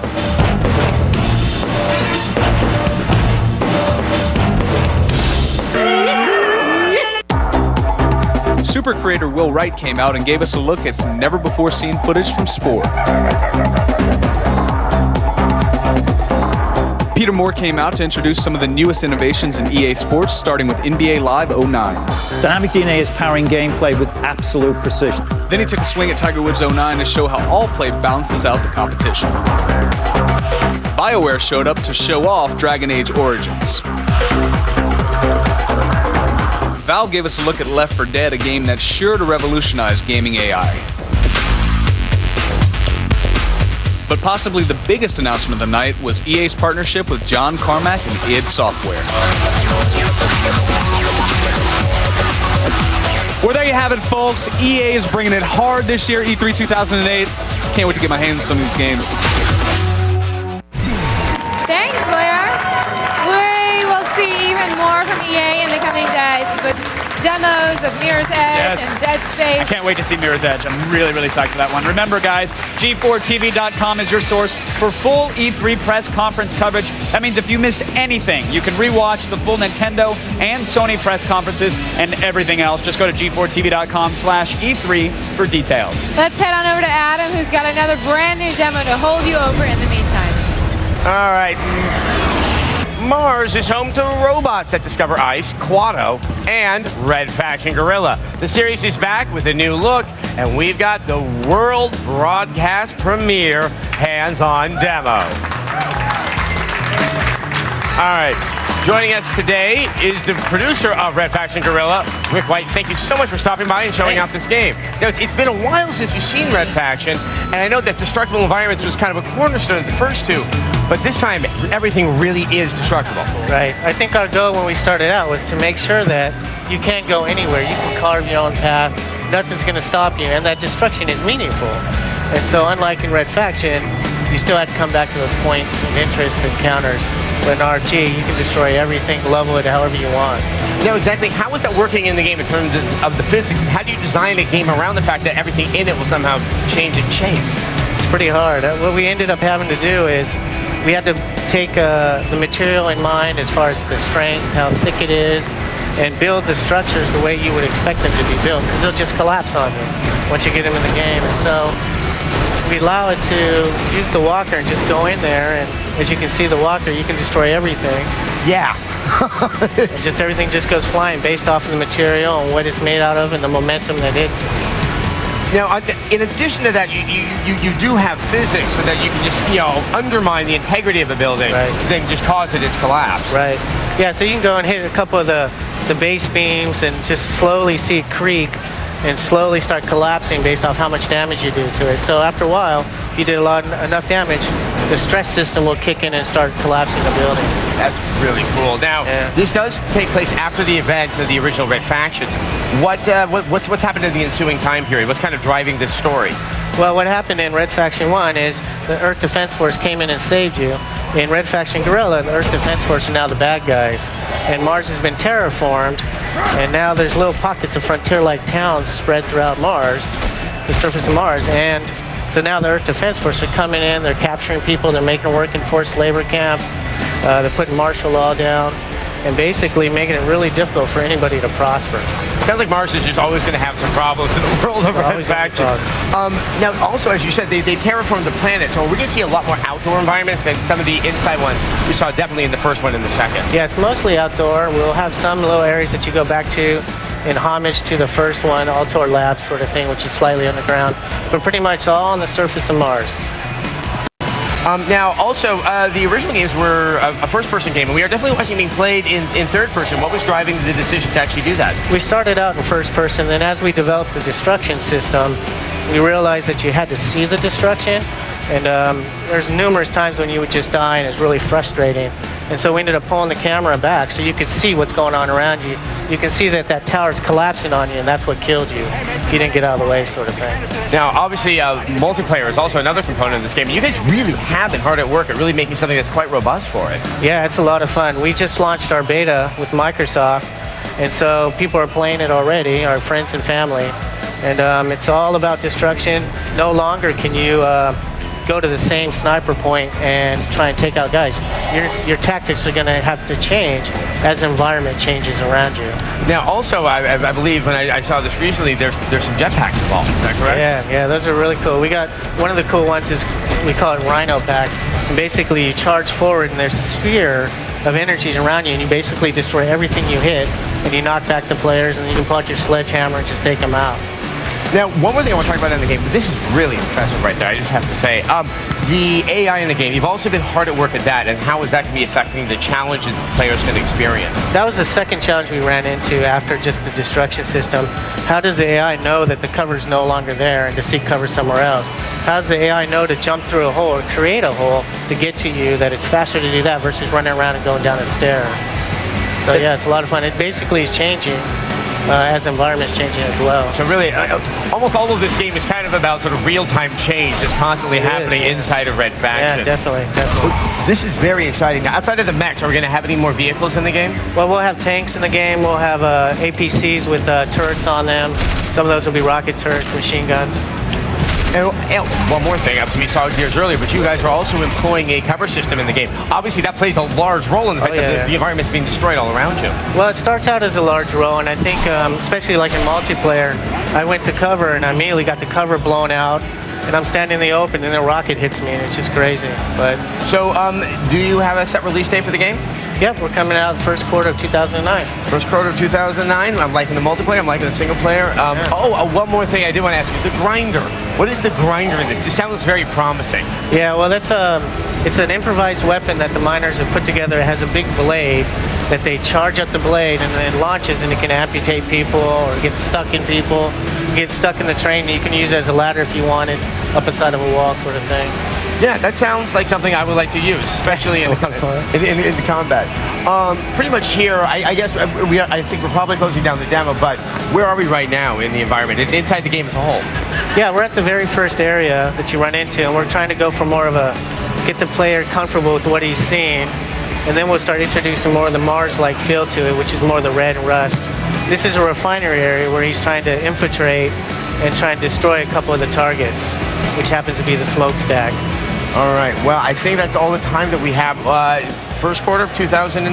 Yeah. All right. I cannot wait. Thanks so much for stopping by, Rick. It's awesome. Congratulations on the game. All right. Now, I believe Zach Selwyn is up in the Coke Zero Lounge with our buddies from the Championship Gaming Series. So let's check in and see what they're up to. Zach?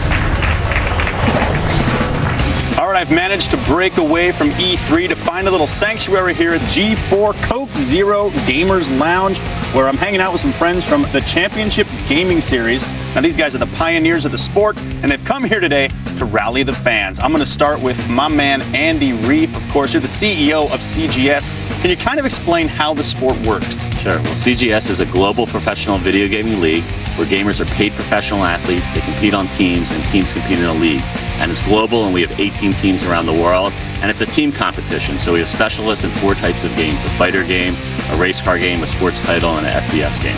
Wow, how big do you see this sport going? I think huge. It really reminds me of where skateboarding or BMX biking became action sports after ESPN created the X Games, and we're doing the exact same thing with pro gaming. Well, and all these X Games have their stars, as does gaming. Here's one of them right here from the Dallas Venom, my man Master Rodriguez. Let's start off with your name. Where does Master come from? Comes from something that I wanted to be, respected, something dominating, and that's exactly what I'm doing. So I think it fits me very well. Nice. How do you train for these competitions? Just spend several hours on the game, try to look for the latest strats. You always want to be the guy with the latest strats, so you can always be ahead of the curve, and that's what I've been doing, and it's working. We gotta love it, Master. Someone to always be reckoned with, as is this guy, Fatality, Jonathan Wendell. Nice to see you, man. Now, you're on hiatus right now, is that correct? Yeah, I mean, I've been, working really hard with CGS, trying to bring gaming to a mainstream audience and, create other gamers like Master himself and create stars and, basically bring this thing global. Beautiful. Now, there's a lot of new games down there on the floor here at E3. Anything you're particularly excited about? I think me and Master are both really excited for Street Fighter 4. That's going to be a kick-ass game. Definitely. A lot of people excited about that. Also, a lot of people excited about CGS, the Championship Gaming Series. Make sure to tune in tomorrow night on G4 right after our E3 coverage to check it out. Back to you.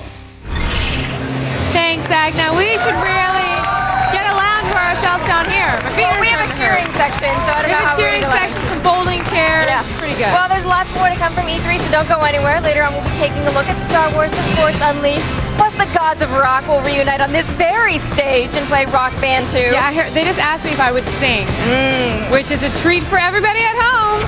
We'll hit the floor for the latest news also, and we bring you world premiere demos, interviews, and more as GeForce coverage of EA E308 Day 1 continues. And to get up to the second E308 news, exclusive video screenshots, and more, just go to g4tv.com/E3. It's that easy. They can even do it. We'll be right back.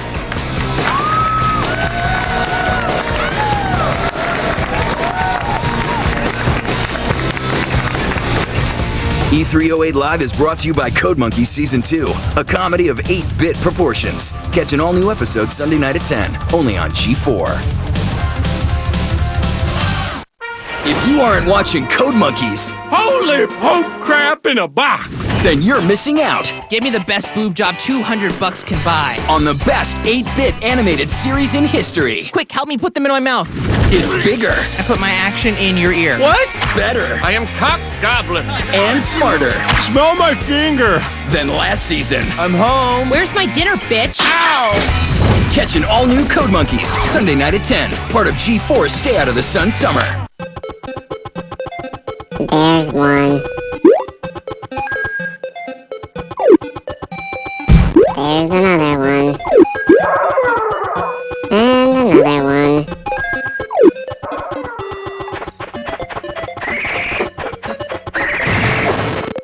Holy Get more than you ever imagined when you trade your games for something new at GameStop, where 150 titles are worth $15 or more. Power to the players.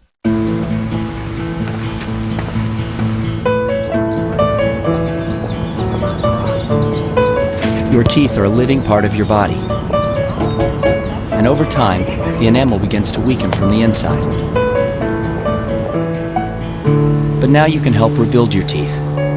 New Trident Extra Care, the only gum with Recaldin, a unique form of calcium that penetrates into and strengthens tooth enamel. Trident Extra Care. Choose strong. All I knew was I wanted to work on electronics, obviously. I wanted to have a really successful career at it. My name is Nathaniel Carpenter. I am an information systems analyst. Well, I got my education from ITT Technical Institute. My wife thinks that my choice to go to ITT Tech has definitely helped me to reach the goals that I have for myself, my wife, and our life together, to be able to pick and choose where we want to go and also the lifestyle that we want to live. What I liked about ITT Tech was the fact that I liked everything about ITT Tech. We are educators helping people build a foundation for the rest of their lives. ITT Technical Institute, education for the future. Call 1-800-372-4052 or visit us on the web. Get an education that can help you reach your goals. ITT Tech has information on financial aid for those who qualify. Call 1-800-372-4052. Hi, welcome to Progressive.com. Honey, what's all this? Insurance? Progressive motorcycle insurance. Yeah. RV insurance? Uh-huh. Boat insurance. But we don't have any of those things. Well, actually, I do. We do. We do. Surprise! Let's bag these up. Saving you money so you can buy more toys. Now that's Progressive. Call or click today. Playphone, where you'll find over thousands of MP3 ringtones, games, and wallpapers. Get I'm So Hood by DJ Khaled. Text DK42 to 77888. If you like I Won't Tell by Fat Joe, text JG42 to 77888. For Side of Your Neck by Dem Franchise, text FY42 to 77888. Or to get Hit the Dance Floor by DJ Unk, text KN42 to 77888. Monthly subscription for only $9.99. Standard text messaging and carrier rates apply. See terms and conditions at playphone.com.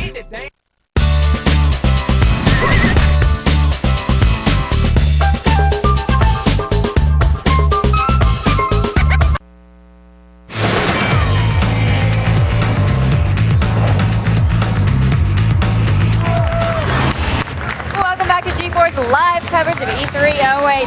We're not spending this E3 watching or imagining how games will play because we have the best stuff right here with exclusive demos live on our stage. Well, let's go over to Adam and Olivia, who are set to show us a brand new take on a classic franchise. Thank you, Morgan. Now, in 1989, Prince of Persia debuted on the Apple II. Yes, we used to play games on those things. And it was a crazy hard side-scrolling platformer. The Prince is no stranger to makeovers, having 9 entries in the series. We're ready to see what's in store this time around with a very exclusive hands-on demo. After wowing gamers last year with Assassin's Creed, Ubisoft is bringing back its other acrobatic, action-packed franchise, Prince of Persia. This reboot of the popular series features an all-new protagonist, new gameplay elements, and even more gravity-defying action than ever. There are puzzles to solve, enemies to vanquish, and of course, evil that must be stopped. With a dazzling new cel-shaded art style, this is one game you're definitely going to want to keep an eye on. Please welcome Ben Mattis, producer at Ubisoft. Ben, I just want to start by saying, this game is amazing looking. Yeah, it looks fantastic. We were going over it earlier in the makeup room, and Adam was just like, no, this is like, it's like nothing we've ever seen. Well, I mean, obviously the visual style is one of the things that a lot of people comment on. Thank you very much for your compliments. It's one of our big sort of major communication points with this game. We're really, really proud of the way the game looks, so we really like to talk about it. We wanted to ask you about, you know, this new illustrative art style, and did it affect the storyline at all? I mean, it all kind of goes together, right? Yes, we wanted a gameplay and a visual style and a story that all mesh together. It's a fantasy world, obviously. Yeah. You've got magical powers, you've got magical looking enemies. We wanted an illustrative, artistic direction that meshed really well with the fact that it's a fantasy game. And of course, we want a story that meshes very well with the fact that it's a fantasy game. They're so realistic. It's fantastic. What you see happening right now is the combat. I mean, this is another one of the new areas where we're trying to really kind of revolutionize how combat works in the action-adventure genre. Yeah. Typically in the action-adventure genre, you know, you see a hero fighting against lots of sort of little generic enemies. You're sort of hero slashing through 10,000 clones. We want the sensation of a duel. This looks like nothing we've ever seen before, what they're going up against. Now, so as you just sort of said, like obviously there's a lot of enemies in the Sands of Time series of games. So this really is its own type of game, and people should sort of not discount, but don't connect them with the previous Right, I mean, this is a new start for the franchise. The old Sands of Time trilogy, we sort of close that chapter for now. It's a new Prince, a new story, a new universe for an all-new Prince of Persia experience. Well, now you talk about the new stuff. There's a new female character. Am I right about that? Yes, exactly. You can see her in action on the screen. So can you tell us who she is, and does she have any unique abilities? Sure. I mean, her name is Elika, and obviously there's a huge backstory behind her, and I won't get into it right now because of time elements, but our goal with Elika is to create a support character who really helps us push forward the story, push forward the character development, that stuff that's really, you know, important for the Prince of Persia universe, but all the while doing it, making sure she's tightly integrated into gameplay. So she's not just a purely narrative device. You saw, Tamal was fighting with her. At the press of a button, she flips off the prince's back, jumps in, boom, does a cool attack. So has she earned a spot in the sequels to become a fixture in the Prince of Persia? Well, if there are sequels, I think it's safe to say that we might see Elika return. Now, Ben, the combat, it definitely just immediately looks a lot different. What's going on there? Is it really going to be a lot of just one-on-one battles, and how are you going to be using the controls in that? Yeah, I mean, our ambition with the combat is to try and make it accessible so that a casual player can pick it up and start mashing the different buttons and pulling off some really cool attacks, but also very deep. I mean, we've got like attack sequences in this game that are 14 hits long, and it really takes a mastery to know, okay, if I have to press this button at this time and this button at this time, when the enemy is doing this, then I can press this button. So the hardcore players who really dig deep and really explore the kind of the deep elements of the combat are going to uncover all sorts of really fantastic sort of sequences and dramatic moments in the combat that your casual button masher is not going to get. But of course, both of them are going to be able to finish the combat and feel get a great sense of reward and accomplishment from defeating these enemies. Now, we're seeing a lot of the climbing here right now. Yeah. Are we going to have the same geographical puzzles that we saw in the previous 3 games, or is this just to kind of get through the level? Yeah, I mean, part of the brand DNA of Prince of Persia is certainly the fact that you've got these large acrobatic sequences, the puzzles, if you will, where you have to figure out how to get to point A and how to get to point B, as well, you know, pull the lever, make the door open, jump on the platform, that kind of stuff. Speaking of like trying to get from point A to point B, isn't there some cool new gauntlet? There's like some quad glove. Is that what's helping you? Yeah, you're going to see a move in just a second. And how does that affect gameplay? Well, we have a move called a grip fall. So Tamal's going to do it in just a second. The prince sort of slashes his gauntleted hand into any vertical surface in the game and can slide down. So you see he's sliding down and moving laterally in order to avoid the creatures that have popped up on the wall. That's fantastic. Now imagine you can do that anywhere in the world with a vertical surface. You're doing a wall run, but you fail, you miss your objective. you use the glove to grip fall, and you can get a second chance by finding safe ground So somewhere. they're in this world, fighting the world. How do they become corrupted, and how are they going to fix it? The backstory is we have this, there's the ancient evil god Ahriman who has infected the world with his corrupting energies, and all of the dark matter that you see, the enemy that you're fighting is sort of made up of this corruption spread around the ground. Those traps, those creatures you saw on the wall were also elements that we call corruption. This is like the blood, if you will, of Ahriman that has spread through the world and driven all of the life and the light and the beauty out. So the prince and Elika are faced with this reality, which is that Ahriman is going to kill everything, and they have to literally save the world. Ben, this game is absolutely incredible. It's beyond what I expected. Thank you so much. Thanks a lot. Congratulations. Thanks for the And we're thinking about the holiday season, aren't we? Maybe let's make it into a trilogy if it does so well. That would be very exciting. You guys, let's send it back over to Kevin, who wants to know what you at home are thinking. If you're like me, you're thinking that looked awesome. All right, as you just saw, this isn't just the Prince of Persia that you played for the past 19 years. So tell us what you think with our next X poll. Do you like Prince of Persia's new art style? Is your answer A, yes, B, no, or C, I wish it was 2D? Cast your vote at g4tv.com/E3 or text your vote to G4TXT, that's 44898 on your cell phone. We'll have the results a little later on in the show. Right now, let's go back to the floor and check in with Zach Selwyn. As crazy as it sounds, he's actually got a new game for the PlayStation 2. You heard me right. Here's Yakuza 2. Hanging out here at the Sega booth in front of Yakuza 2, one of the coolest games here at E3, and I'm talking to Mabel Chung. She's the marketing coordinator for Sega. Let's start at the beginning. This is obviously a sequel to Yakuza 1. What kind of differences are we going to see in this game? We like to call this twice as big, twice as brutal, and twice as badass. So in the first one you had Tokyo and you're wandering around at your own personal playground. This one you have a Tokyo and Osaka. So there's things that you like to do, like go to the ramen shop, go to the hostess bar, get a drink. You can do it in this game. Now you say just go to any bar, any ramen shop, but are these actual places that really exist in Tokyo and Osaka? These are real life establishments licensed to be in our game. So if there's a place that you like the arcade down the street in Japan, you want to check it out and find it here. It's like virtual reality. I love it. Now, how would you describe the genre of this game? This is an action-adventure fighter, and it's very authentic. We have lots of things like the original Japanese voiceover. It's here in this game with English subtitles. Okay, the original had, I think, English actors coming in and redoing the Japanese stuff. But this one we really listened to our audience. They wanted to see it with the Japanese voiceover, and we kept it for them. So you can totally get the full Japanese feel for it. Awesome. What's the typical day in the life of a Yakuza gangster? You wake up late, decide you want to walk over to the bar, there's some thugs, you gotta beat them up and stuff. Come here, you can do it in this game. It sounds like my everyday life. Really? Hell yeah. Awesome, yeah. You gotta play this after. I will. I'm going to Osaka right after this, living my dream. I love it. Yakuza 2 coming out soon. One of the coolest and most innovative games here at E3. Back to you. Well, thank you for that, Zach. Now see if you can maybe find some GameCube games while you're out there. I'm sure they're innovative as well. After the break, we're strapping on some jetpacks and hijacking a flying saucer or two with an early look at Capcom's Dark Void. We've got more games, more interviews, and more demos on the way as G4's live coverage of E308 Day 1 continues.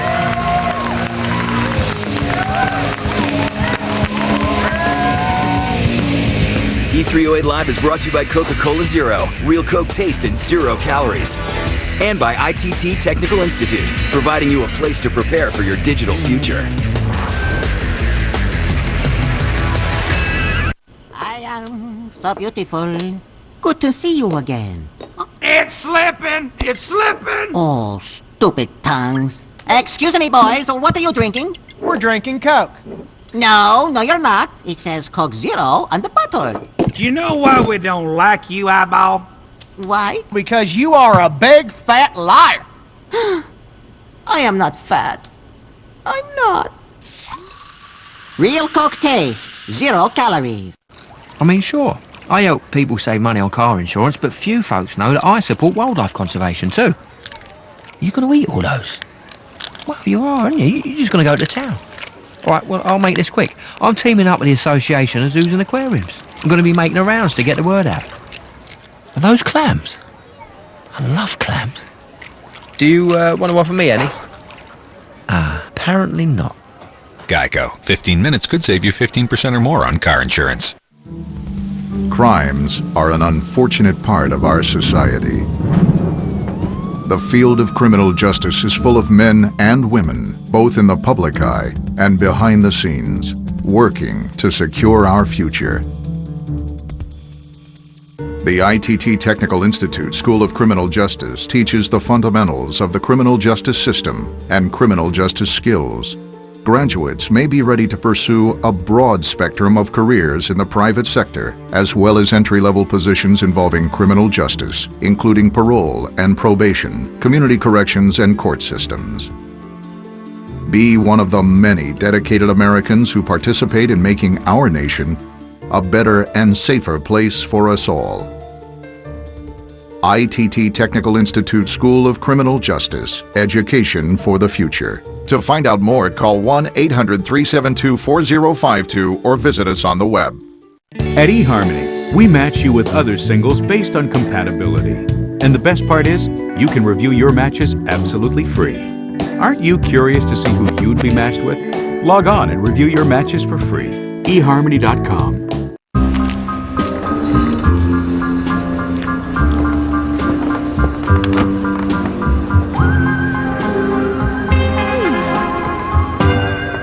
New Mentos Gum. Irresistibly fresh. What if I told you there's a quick and easy way to get today's most popular stuff for free? All you need is internet access. Answer a few questions, then tell us where to send your free gift. It's fast, it's easy, and it's real. Thousands of people have already claimed their free gift. I thought it was too good to be true. Then I got my free Xbox. I got a free Xbox for my son. An offer like this doesn't come around every day. Check out the website now and get your free gift. What is even in this stuff today? It's oysters. So I got this friend Mike, we used to study together at NYU. And he was always the real successful one, right? So anyway, Mike gives me a call the other day and he's like, "Hey Hollywood, what's up? Are you famous yet?" And I was like, "Dude, I just booked a job on this show called Hurl." Must have killed him, right? I mean, sure, I get vomited on. But I'm on the TV set. Yeah, it's like game, set, and match.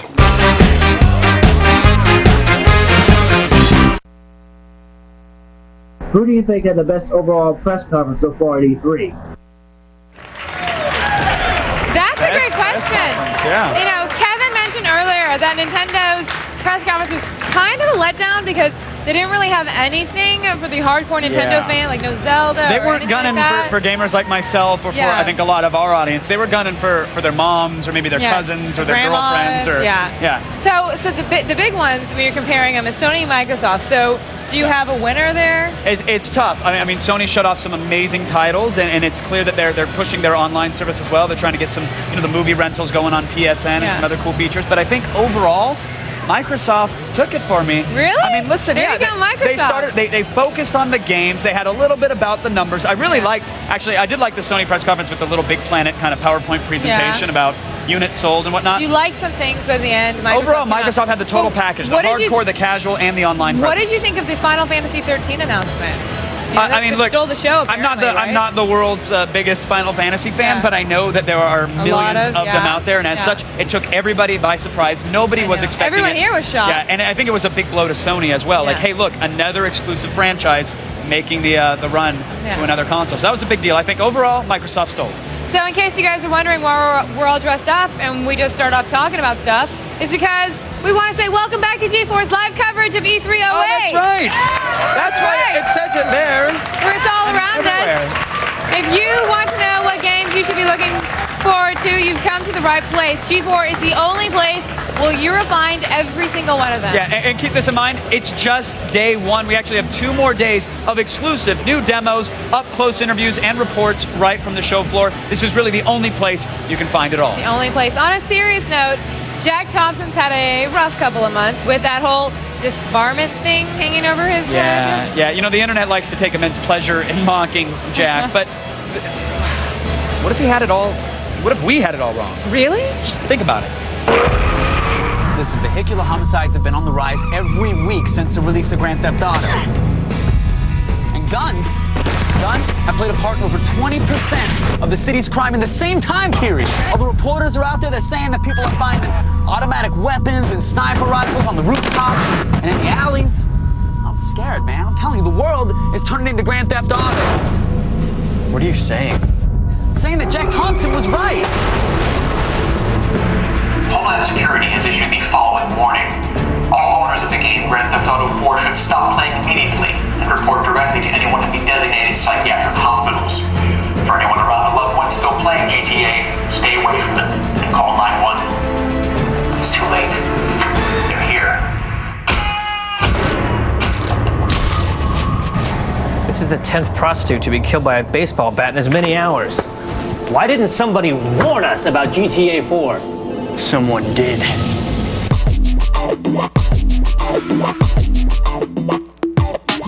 I need your help, Jack. Jack the Hammer Thompson, born Cleveland, Ohio, graduated Vanderbilt, middle of his class. Did you need my help 6 years ago when I sounded the alarm on these murder simulators? Filed his first lawsuit against GTA in 1997. No one would listen. Don't forget why you got that big-ass tattoo. 2008, the system tried to shut him down. He ignored his disbarment by walking out of court. All right. But if we do this my way. Jack Thompson's way. Yes, sir. Oh. Yay.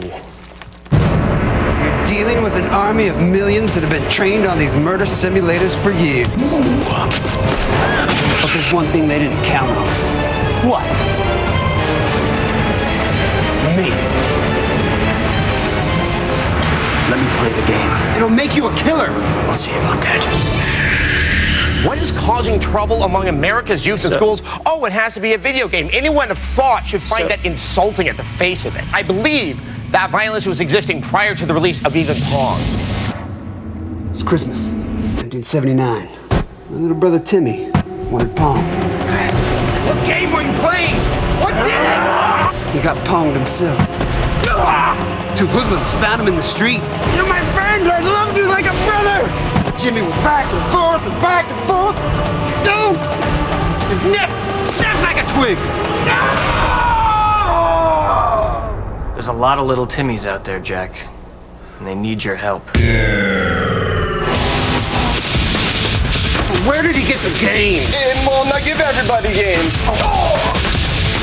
If I can get a strategy guide and find out how the game ends, I can beat them. You couldn't stop this, Jack. If you were stronger, none of this would have ever happened.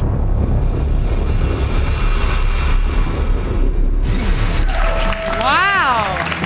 I had no idea. I guess, you know, if the whole law thing goes down, you know, then At least he'll have plenty of time to work on his abs. that's, you know, there's an upside. Impressive abs. And he's got some sweeting. Yeah, so. your 8-minute abs on YouTube stuff works. I don't do it, but I hear it works. I hear that it works. Yeah, Yes. it's a lot easier to just play video games. Yeah, definitely, which you should be doing. Easily one of the highlights of Microsoft's media briefing was the live demo of Resident Evil 5. Is that good to say? Yeah, I mean, it was incredible. I wasn't expecting the co-op, and it looked great. And there it was. The game is almost here with a release date and everything. So here is the latest trailer. Splendid timing! You two are just in time for the fireworks show. Boom!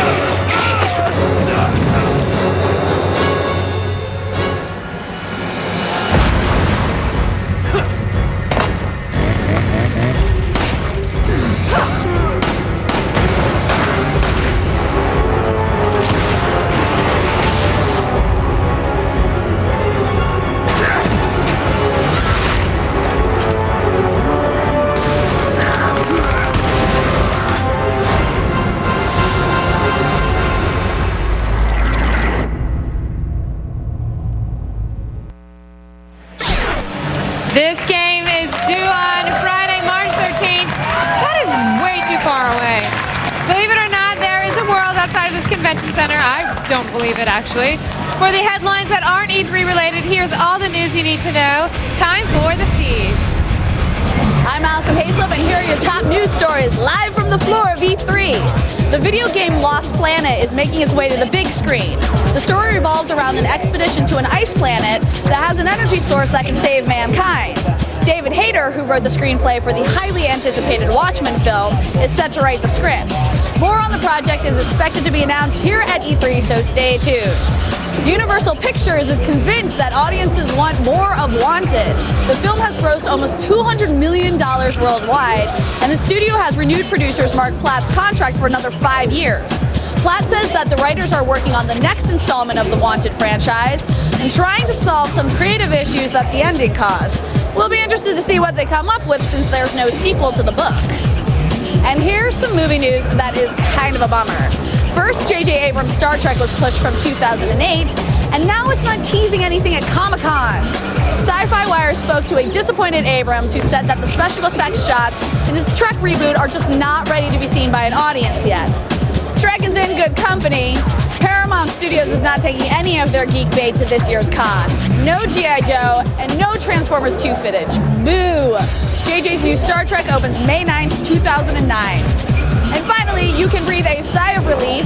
YouTube will not be giving up your user information to Viacom, thank goodness. Well, they'll be giving it to them. It'll just be masked to protect your privacy. Last year, Viacom accused YouTube of turning a blind eye to piracy on the website. They believe YouTube should be doing more to protect artists' copyrights by policing videos uploaded to their site. YouTube argues that they do the best they can. Over 10 hours of video gets uploaded to the site every minute.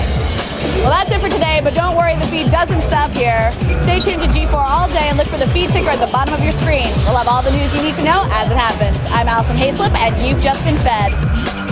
Thanks, Allison. We are skeptical of this real world, but stay with us after today's E3 coverage. G4's Stay Out of the Sun Summer continues with our newest original series called Hurl. Yes, inspired by viral videos that are found on the web, Hurl combines competitive speed eating with intense physical challenges, all designed to shake up the competitors and make them hurl.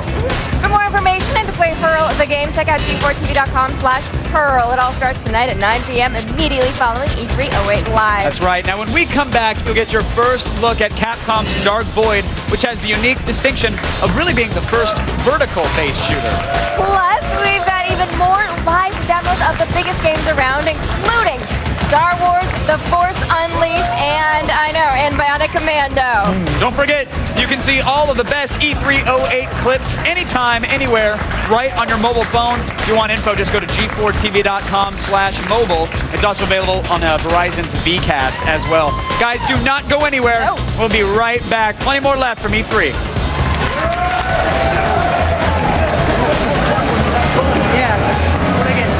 308 Live is brought to you by Hurl. Just relax, let go, and hurl. Starts tonight at 9, only on G4. And here we go. Get inside the most anticipated film this year, The Dark Knight, a G4 special preview, tomorrow at 8 after E3. Entrez. Bon, ici la chambre. J'aime beaucoup ces voix. Hey, Brad's phone. Brad doesn't have AT&T, which means we've got no bars here in France. So, thanks for the call about the room that's become available at the 5-star hotel. That's great news. Only we won't get it. Looks like old French Toast here is going to take this place instead. Vous avez voir la télévision? Oh, isn't he cute? For the best coverage, switch to AT&T. More bars in more places. For a limited time, get our exclusive LG Shine for only $49.99. In this home, a family grows. Children learn and play. Bonds are built. But before it was a house, it was a detailed drawing on a plan. The bachelor degree program in construction management in the School of Drafting and Design at ITT Technical Institute offers educational opportunities that can help students prepare for challenging and rewarding careers in the construction industry. There's a demand for individuals with knowledge and skills to manage construction projects. The construction industry needs professionals who can oversee construction projects in accordance with the plans and specifications. Thanks to the hard work and dedication of many, this dream became a home. There are still many more to be built. ITT Technical Institute School of Drafting and Design. Education for the future. To find out more, call 1-800-372-4052 or visit us on the web. This is you after an energy drink. Unfortunately, so is this.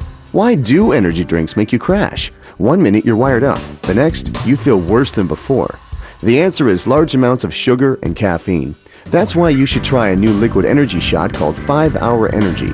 With 5-Hour Energy, you can leave grogginess behind and sail through your day without feeling jittery, tense, or you know. That's because 5-Hour Energy contains a powerful blend of B vitamins for energy and amino acids for focus, alertness, and better mood. There's zero sugar, about as much caffeine as a cup of coffee, and only 4 calories. The 2-ounce shot takes just seconds to drink, and in minutes you're feeling bright, awake, and productive. And that feeling lasts for hours. So if your energy drink makes you crash, switch to 5-Hour Energy. Hours of energy now, no crash later. Find out if 5-Hour Energy is right for you. It's available at these fine stores. Or for more information, go to 5hourenergy.com.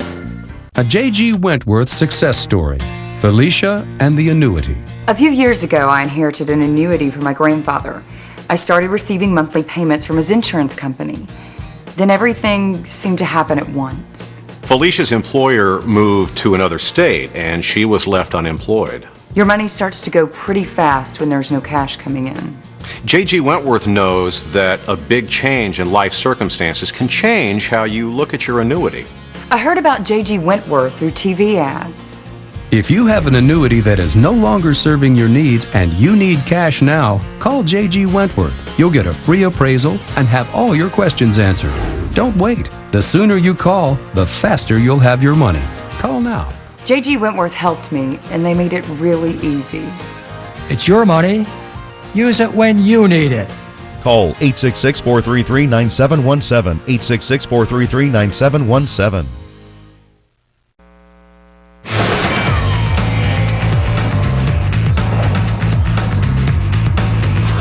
Hey guys, welcome back to E3 2008. I'm Flitz, the only fan on the floor. I'm excited. I've gotten to play so many games running on the floor. I've gotten to play Fallout 2, Resistance 2, 2 Human, and Left 4 Dead. But the important thing is I found my game. Yes, Street Fighter 4. I'm sitting here playing as Ryu, getting my practice on in the Capcom Street Fighter 4 room. There is so much Street Fighter 4 Capcom epicness, I can barely contain myself. And I know what you're saying. You're just a little bit jealous, you know, because you're there watching and I'm here playing. Well, that's okay. It's okay because I can convey as much energy as I need to get it to you guys. And I would like to thank G4 for that. Thank you, G4. Thank you, G4. Thank you, G4. I'd say it one more time, but then it just becomes a bit redundant. I have to get back to practice. You guys get back to, you know, watching me practice. I lost.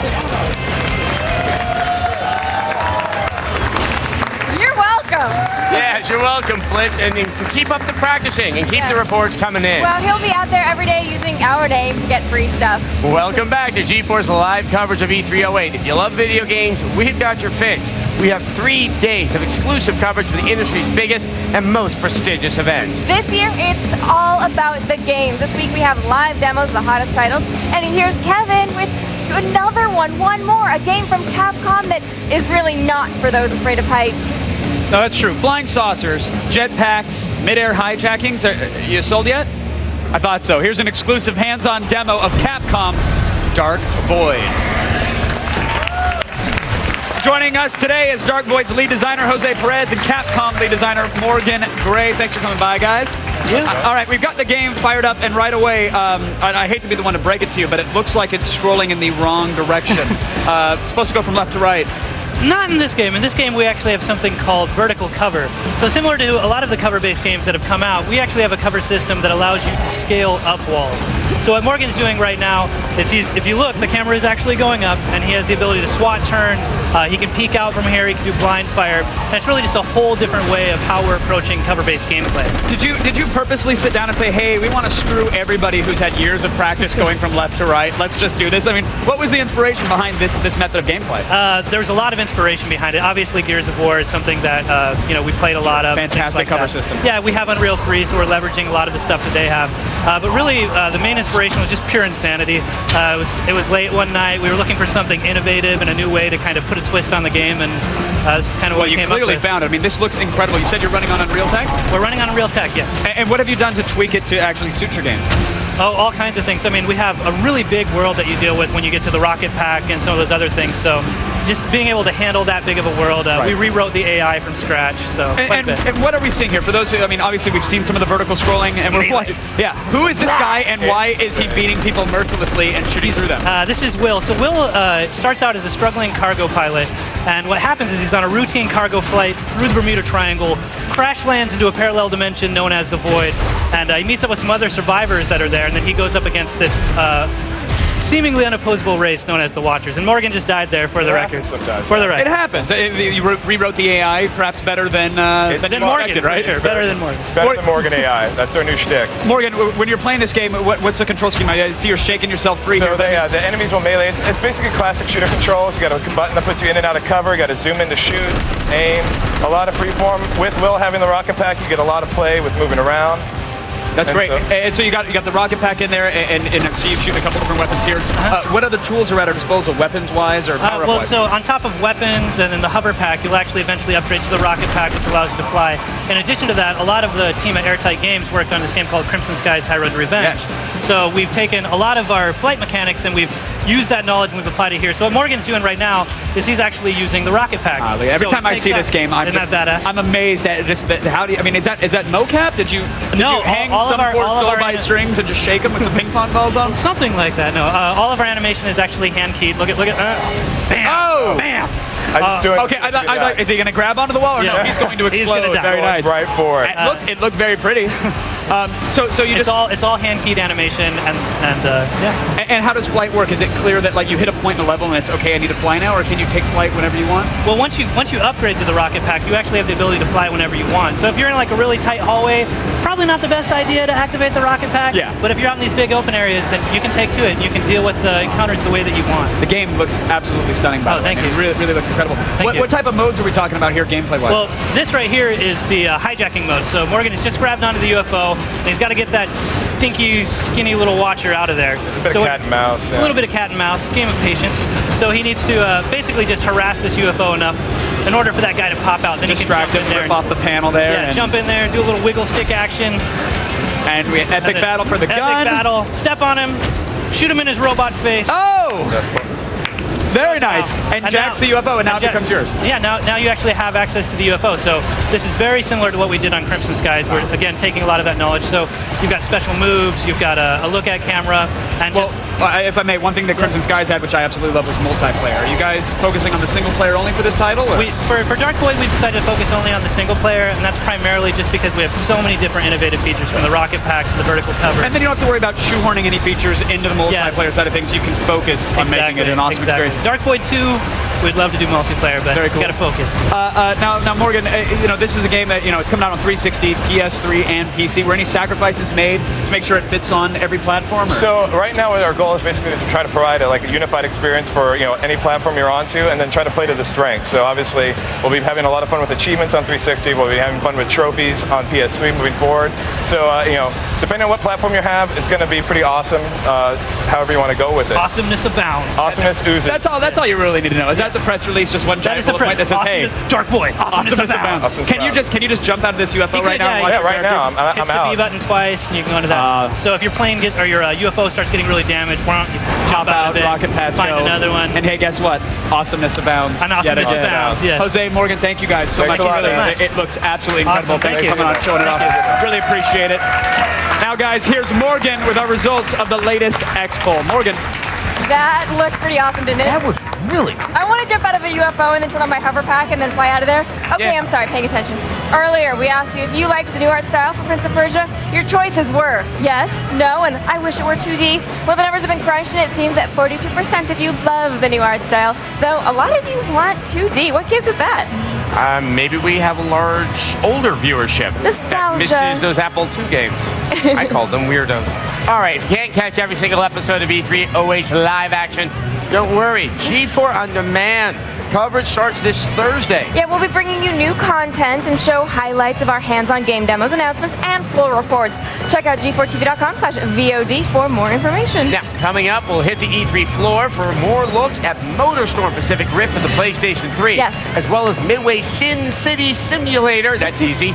This is Vegas. Plus, we'll show you why it's good to be bad with a live hands-on demo of Star Wars The Force Unleashed. Great!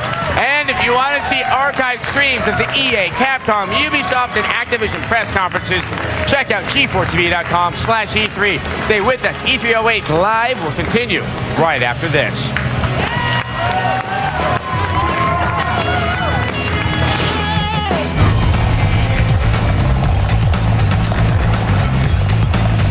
The way you watch TV is changing, and G4 is leading the way.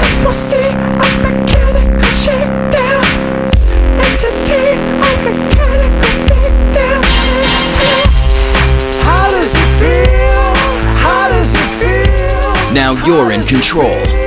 Anytime, anywhere. Online, podcast, mobile, on demand. G4, TV that's plugged in.